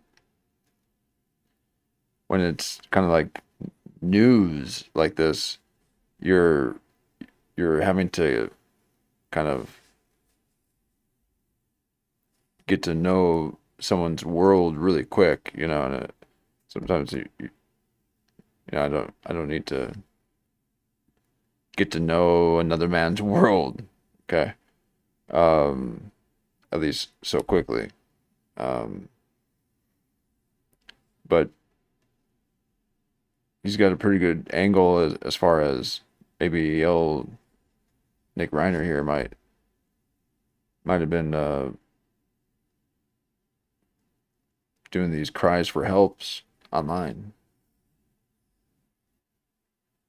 The two. And also just kind of cover what Star Child talked about and the similarities between the two. Oh, so okay. So this is the main reason I think it's Corey Feldman is because of the style of the writing. Oh, okay. So you think that Corey Feldman is the writer of Star Child?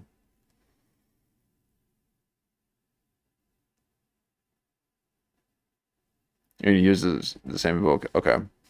And I bet Jim and them are probably aware of that too. That show.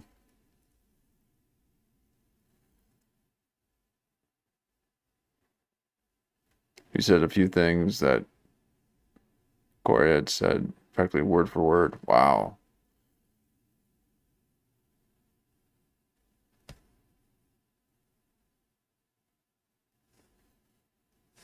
Wow.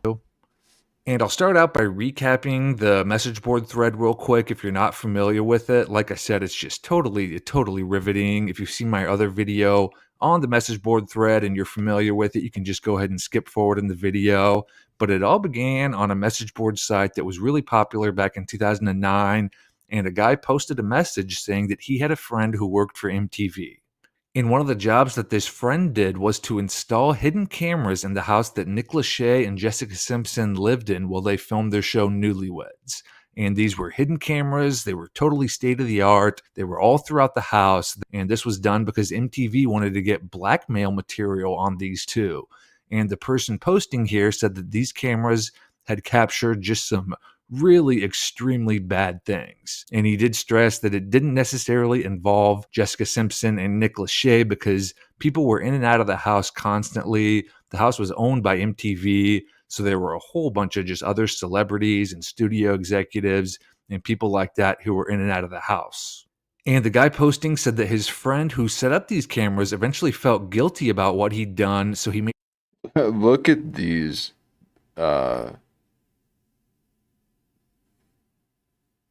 product placement ads. Could you imagine if somebody started a show and they did this?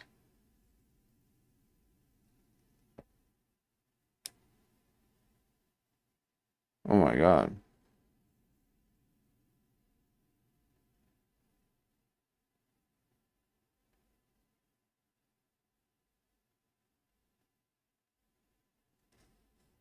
Okay, that Jim and them focus on the on Corey's social media posts. Yeah. Yep. a copy of the footage that these cameras had captured, and he went on the run with the tapes, and he was going to attempt to release them to the public. And so this guy would provide updates about his friend who was on the run with these blackmail tapes. And people basically, responded to this, and they were like, whoa, that's, crazy that MTV would do something like that. And this guy pretty much just said, no. This is totally commonplace in Hollywood. Blackmailing stars like this happens absolutely all the time. There is so much nasty, evil stuff that goes on in Hollywood like this. And from there, a bunch of other people who claimed to be involved in Hollywood contributed to the thread. It really went viral and turned into this just absolutely massive thread of just hundreds upon hundreds of pages of other people who claimed to be involved in Hollywood, posting stories about things they'd seen, things they'd experienced, just stories about how nasty Hollywood was behind the scenes. And one of the crazy things about the thread that does lend some legitimacy to it is how a lot of the things that were talked about in this God thread controls. ended up becoming true down the road. A God lot of controls the people world. posted about how sick P. Diddy was in real life, and this was 15 years ago. No one really at the time suspected Diddy had any sort of like shady side to him back then. Obviously, that came true down the road, and a couple of people in the thread mentioned Tiger Woods and how he was not like this squeaky clean guy that everyone thought he was. And this honestly kind of seemed ludicrous at the time because he had this totally clean cut, all American image. And then later on, obviously, there was just all these stories that came out about how Tiger Woods was involved in all this cheating and how he had this totally other life away from the public. But at the time of this message board thread, these stories about Tiger Woods were totally unknown. But of all the people who posted, there was this poster who went by the handle And he had, like, some Starchild. kind And of he was car the most accident? memorable person who contributed to the Or thread. He said that he was the son of a was beaten Hollywood by the star, and his father had just subjected him to all this awful stuff when he was a child. He talked about being in and out of rehab, talked about how he was suicidal. He really got into how deeply his dad was involved in with Satanism. And he made about 10 posts in the thread where he talked about all of this. I went ahead and pulled out these 10 posts, and I'll just go ahead and read them off now. And then after that, I'll get into why this has some similarities with Nick Reiner this and is heavy whether stuff. this could have been him. So again, if you've already watched my earlier video and you're familiar with this, feel free to skip forward. And so his first post here, he's just responding to someone who said that this whole thread was interesting. And Starchild says, I think so too. I am a celeb. Been in the business for years, but I just became well known in the last several. I would bet my life that this is true. Crazy shit goes on in Hollywood. The hills are full of wolves. I have been allowed to ascend the ladder because of my dad. He is involved in dark shit. This town is full of lost souls, plastic people in a make-believe existence. I was also abused by my own family. I've been an addict since I was 16. I hate this place, but I cannot tell anyone and cannot leave. I have sold my soul to the evil grind. This place exists solely to lead the world to hell. Take it from someone already there. Quit following them, or you will be like me and lose your will to exist. Okay. So, Jean-Pierre, you think that is Corey Feldman who typed that out?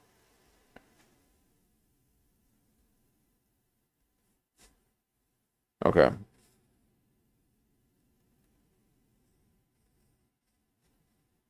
Wild. And then someone responded to him and said, you can escape if you want to. It's not too late. And Starchild says, I wish it were that easy. Once you sign away your soul, they have it. My dad is an evil man. He would have them find me and then killed if I ever came forward and told the truth. I'm in my 20s. Oh, okay. Maybe not this one.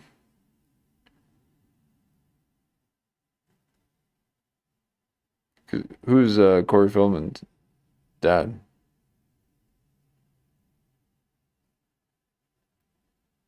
Well, anyway. Dad is also a Oh, celeb. okay. He's very well known, but hasn't had real work in a while. If you all knew what is done to get back into the lights, you wouldn't believe it. Well, what is done to get into the lights, too. I have seen my dad having group sex on many occasions. I have also seen him have gay sex with men that you know of, men that you have seen on TV. You would be shocked. Like this sounds more like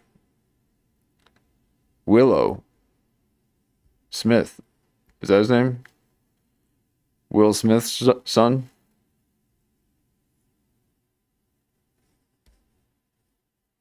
Is this too late?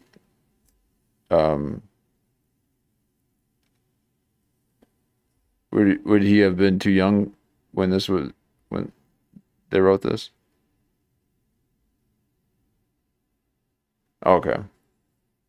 He wasn't Will Smith famous.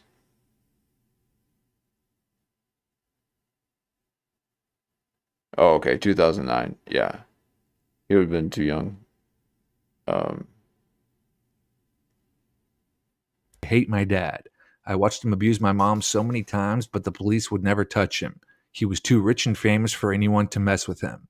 Also, the cops in Hollywood are mostly satanic cult members. I told a friend Whoa. once about the shit that went on in my house, and I got locked in the dungeon for days. Yes, you heard me. My Dungeon. dad's house has a hidden basement that is basically a dungeon-type underground level. It is all sorts of the most demonic shit you have ever seen, the stuff that's in movies. When I tell you that people here are effed up, I mean bad. They have all kinds of rituals down there. This is where I was first raped. My life is one that I wish had never been. I don't even want to be acting. I would far rather be an average Joe and happy than me. You want to hear something crazy and kind of sad? I have never told anyone this. I always wanted to be a park ranger. I love the outdoors and animals, and that always fascinated me. When I was younger, I told my parents that, and my dad beat me for even saying it. He said that only dropouts and misfits did stupid shit like that. That no son of his was going to throw away his name and legacy off in the woods feeding squirrels. I would trade with someone that has a job like that in less than a minute. Sad, huh? And then in another post, Starchild says, I am not afraid. To tell you the truth, I don't care. If they come and get me, they just do.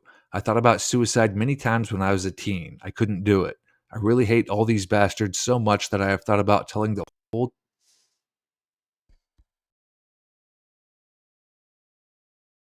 damn world what really happens here. I figured no one would believe me. Some of my dad's best friends are very famous actors and singers, sick people. My dad's close friend has a daughter my age. She has been in his dungeon. I had to watch as a group of men blanked her. She was no more than 10 at the time. They made us do things together in front of them on many occasions. You would all know her. That is the type of wickedness you normal peeps know nothing about. Thank God that you don't. If they busted in with guns blazing right now, I wouldn't care. Maybe I could finally be free.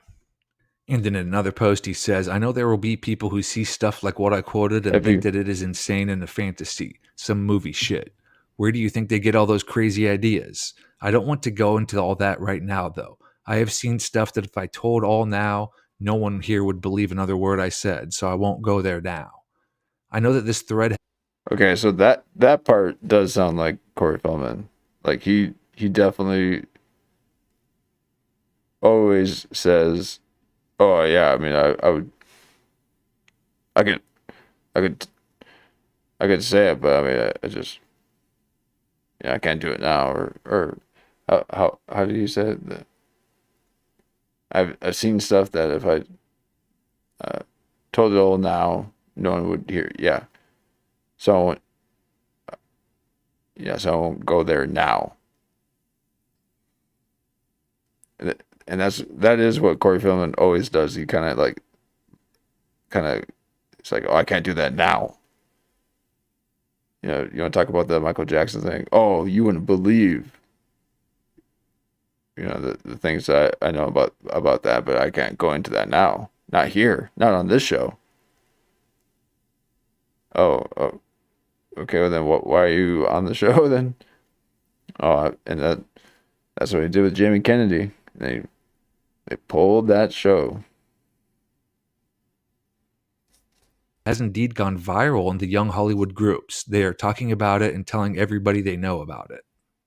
And then someone posted like, well, why isn't anyone getting arrested? Why hasn't anything happened yet? And Star's Child says, it's not as simple as you make it sound. These people like me have been mind controlled to the nth degree. It is easy for you to say what you do, but you must understand that it's ones in the biz that are afraid. This is no joke. This is no game. This is controlled by darkness that is pitch black, wicked that will stop at nothing to kill whoever may bring exposure to their game. I had a bout of paranoia overtake me this past week. That is why I ducked out for days from this thread.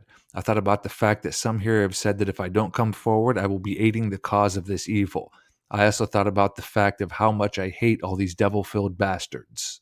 I am here now because of what some of you said. If they find out who I am and come give me a visit, so be it. And then someone else posted here about this Kanye West video that came out around this time that kind of had like this demonic messaging, it seemed like. And then Starchild gets into the whole concept of demonic. Okay, and he also writes like today instead of today, and there's to be for their use.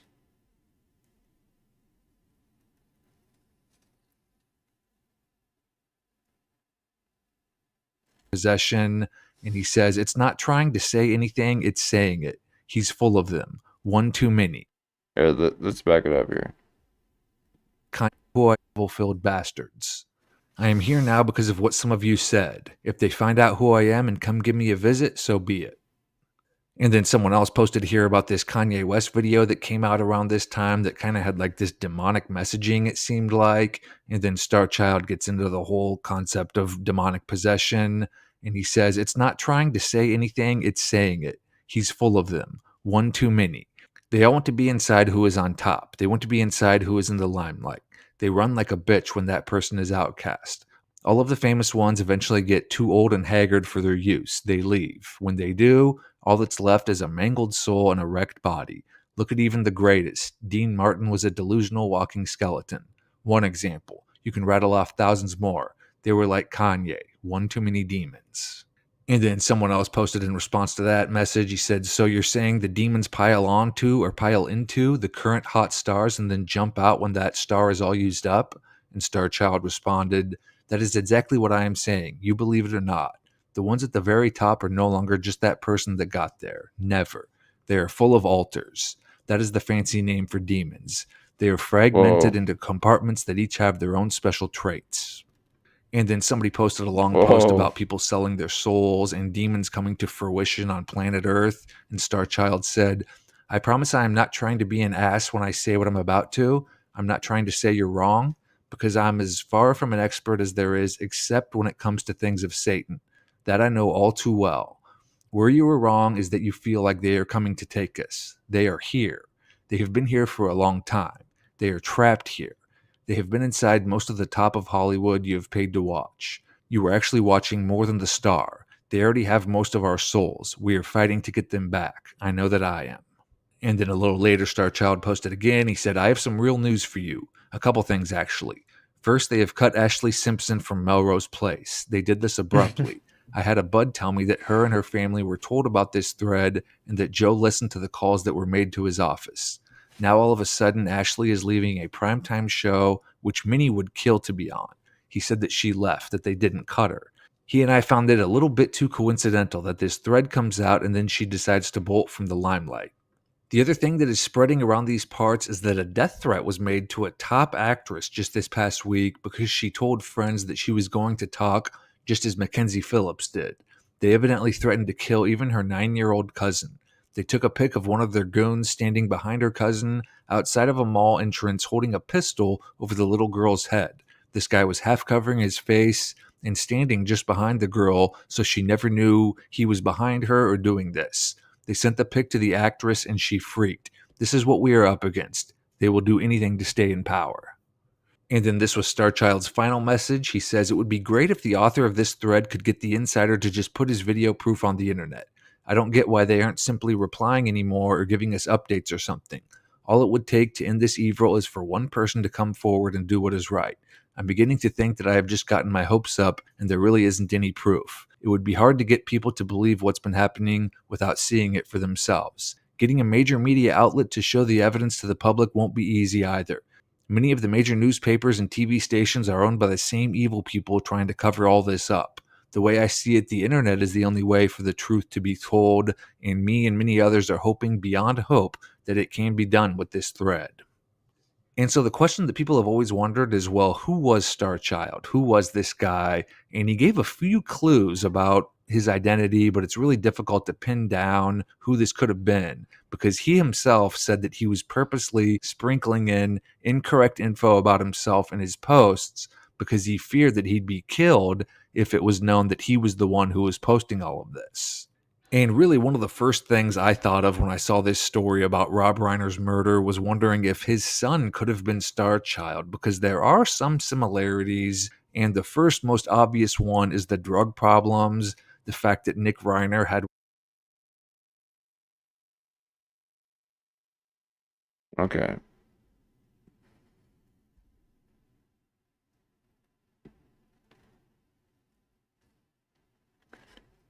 Let's see if I can...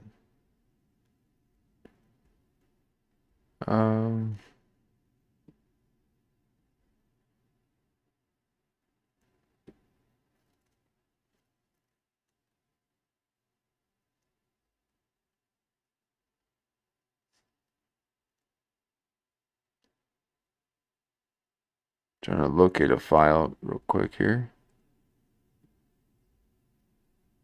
Okay.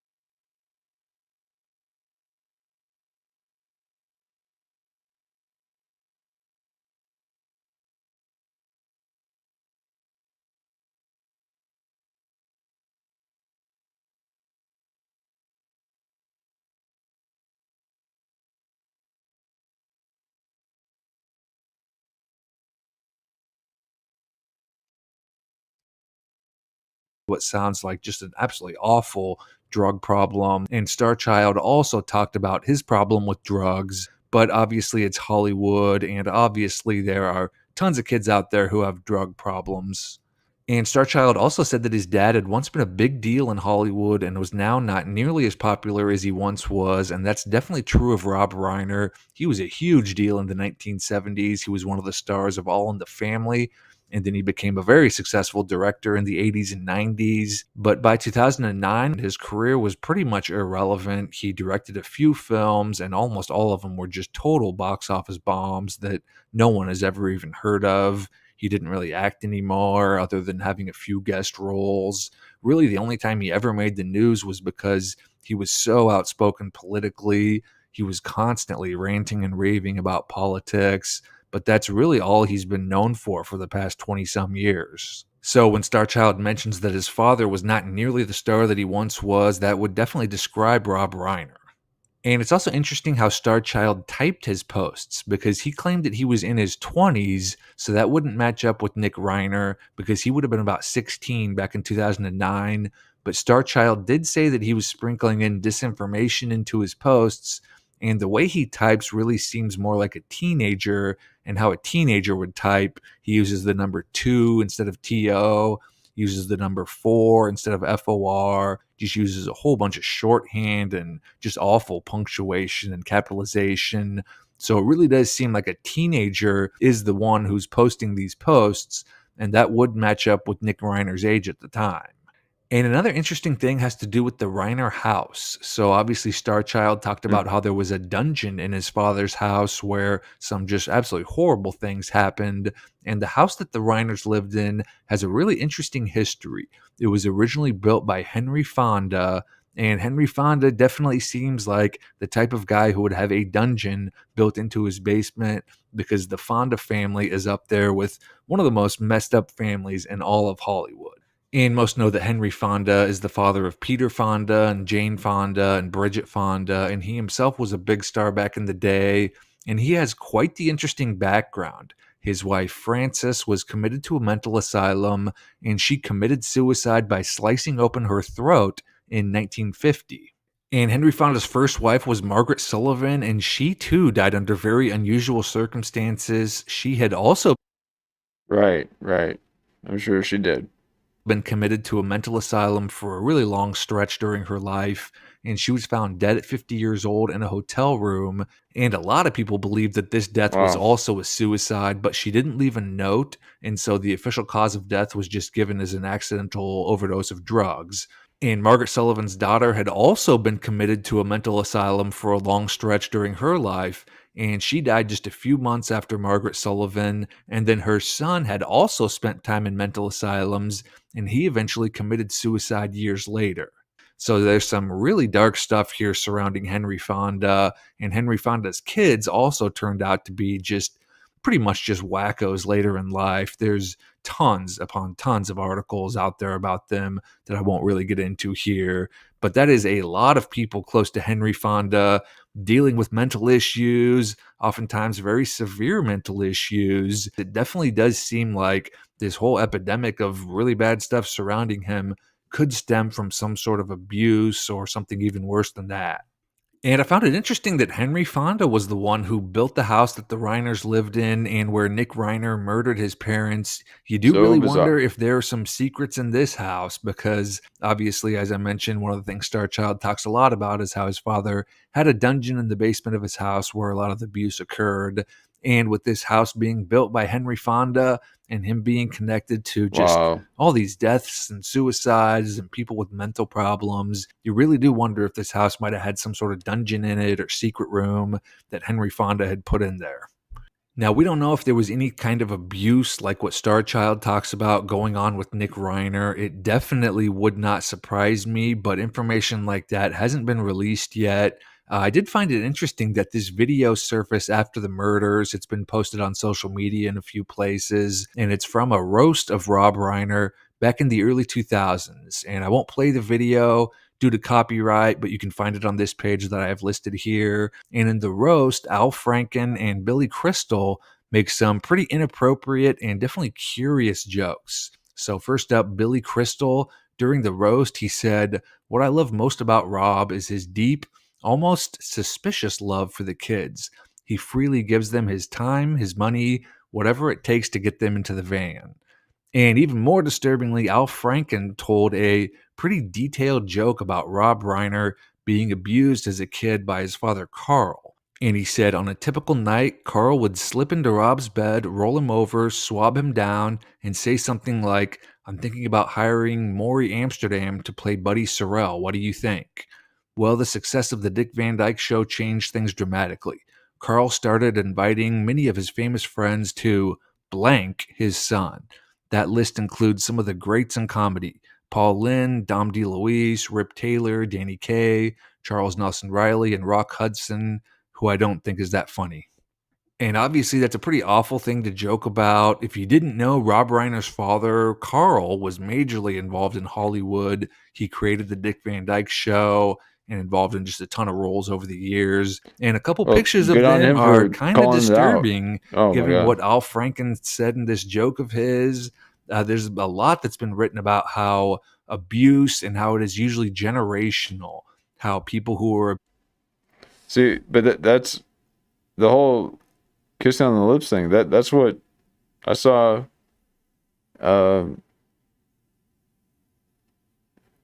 Smith do to his kid. He kept trying to fight him off.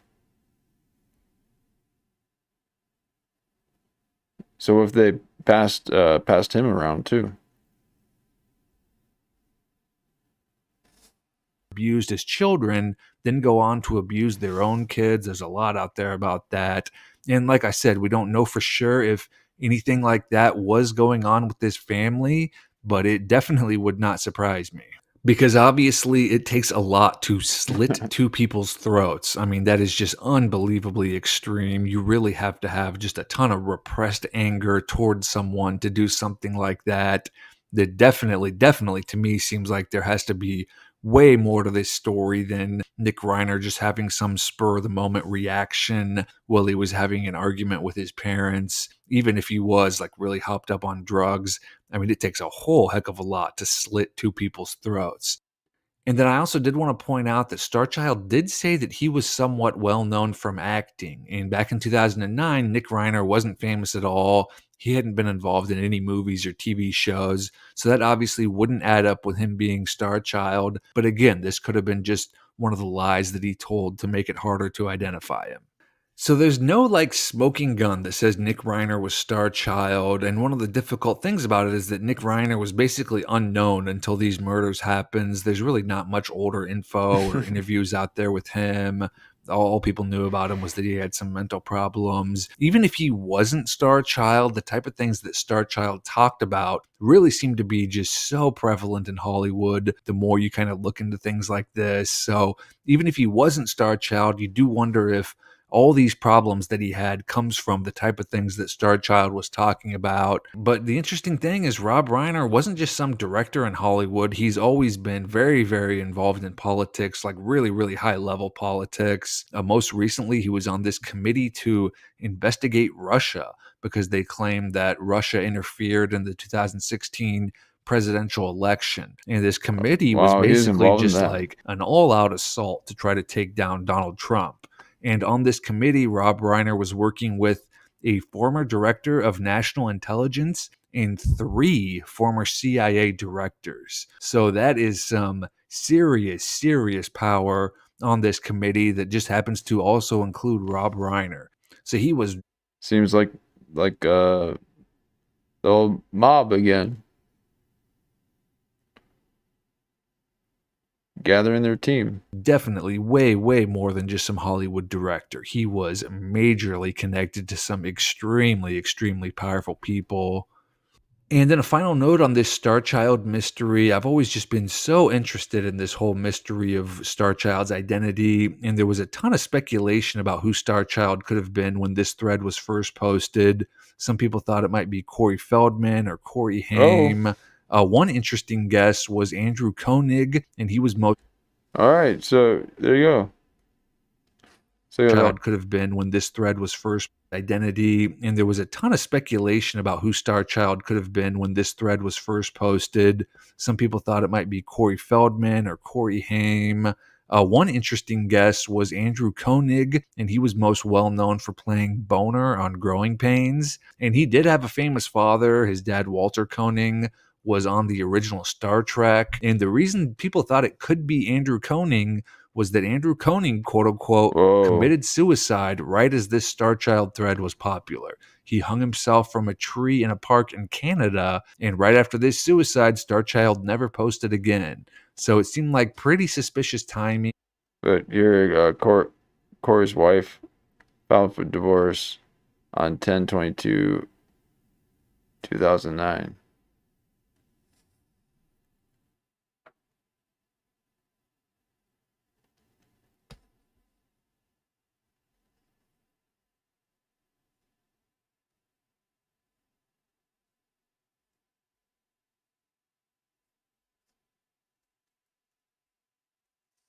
And actually, in my original video, a couple people in the comments mentioned... Here we are again, old Tom Hanks.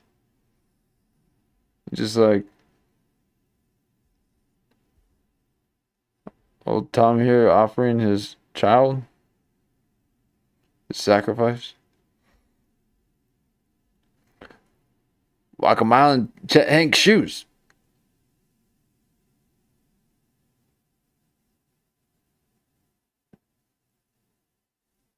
I mean, he is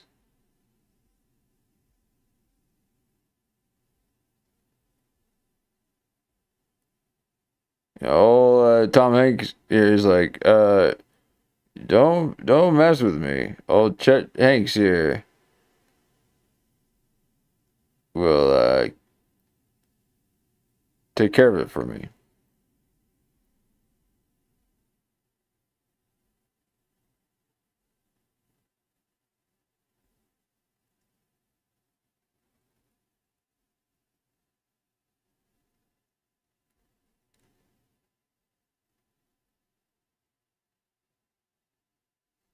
I don't know how Tom Hanks created that.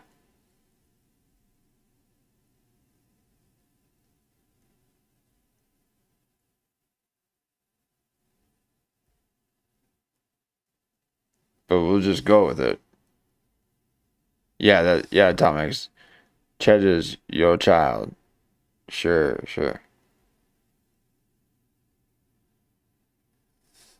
that Star Child could be Chet Hanks, Tom Hanks' son. And this I thought was pretty interesting. Right around 2009 was when Chet Hanks just started to act himself, and so that would add up with Star Child saying that he'd just become known and that he had a famous father. And Chet Hanks also has a long history of substance abuse problems, and he also has a history of posting kind of like provocative things online.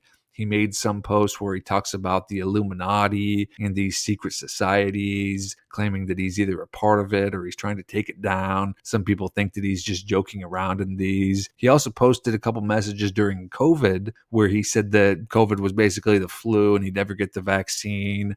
That caused a little bit of a stir. Eddie so Bravo. He's definitely kind of posted some provocative things online, and he's definitely got some very interesting symbolism in his tattoos as well. But Star Child did say that his dad wasn't nearly as big of a star as he once was, and even back in 2009, that wasn't really true of Tom Hanks. They're recruiting everyone. He was a big star even back then. So that, like, it's not a. You're not getting into the Illuminati, okay?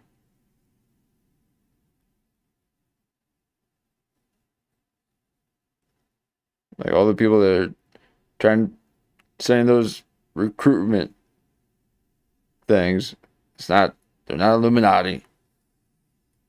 It's just a old little men's club. But old Chet Hanks. He's been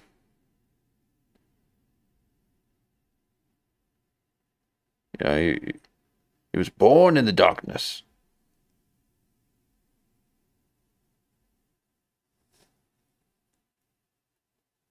Tom Hanks has been around for a long time.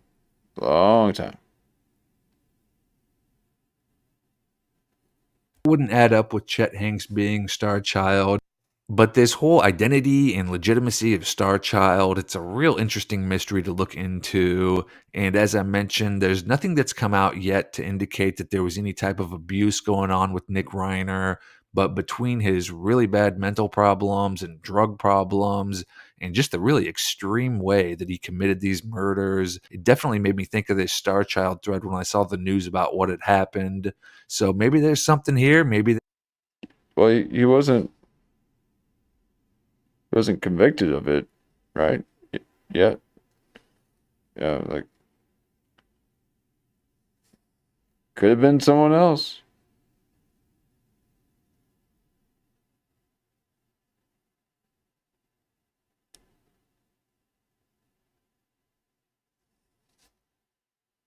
There isn't. I thought he might be going into some detail with the Conan O'Brien thing. Like there was some red flags going on, but we'll see if more news comes out or if anything comes out during the trial. And then lastly, just wanted to give a big shout out to the members here on YouTube and the supporters on Patreon. Okay. Well, very informative.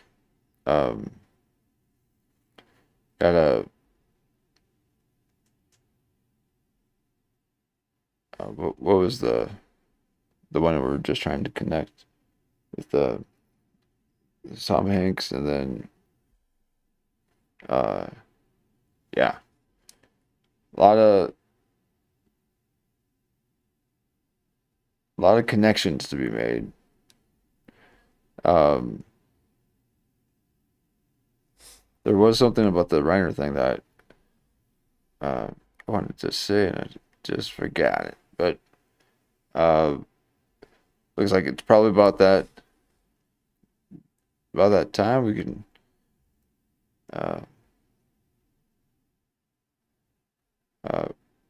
wrap things up here and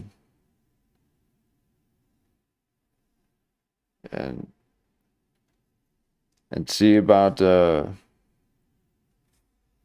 taking conspiracies, doing that on the weekends, and that way we can kind of. I've noticed for me, like, to jump back and forth, it kind of lends for a different viewing. So it'd be nice for it to stay grouped a bit, and then that way, when I'm watching the comedians and different things like that, I can kind of stay in that mode, because a lot of this stuff is pretty heavy.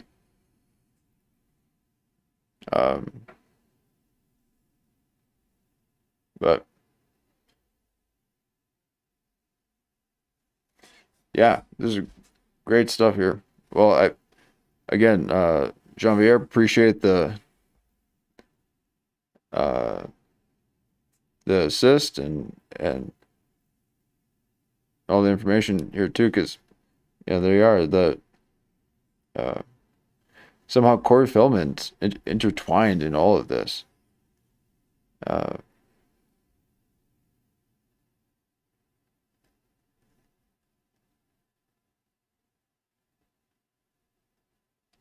He's always got a way to get Corey in the mind.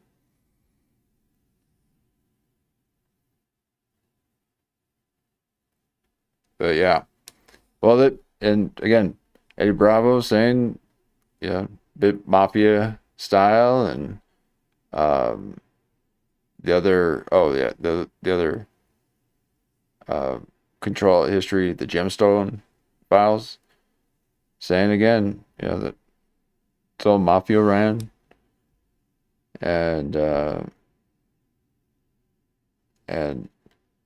Kurt Metzger's guest talking about the new world order with it being ran by AI and China, Israel, and United States.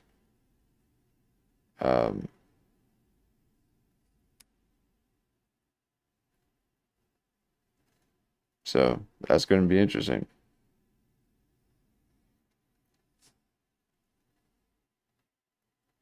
So yeah, appreciate it, and we'll go at it again probably Tuesday. We'll do Tuesday through Thursday, and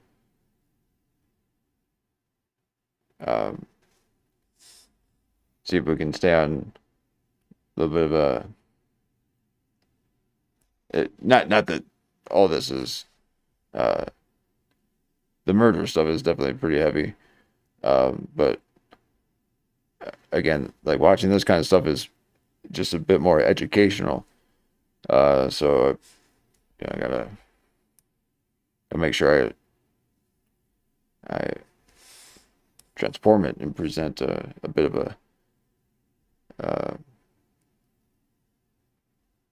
a narrative, or kind of a plan. But I really feel that these videos are they'll kind of have the same thread, and so I really enjoyed this kind of this particular format. But I can also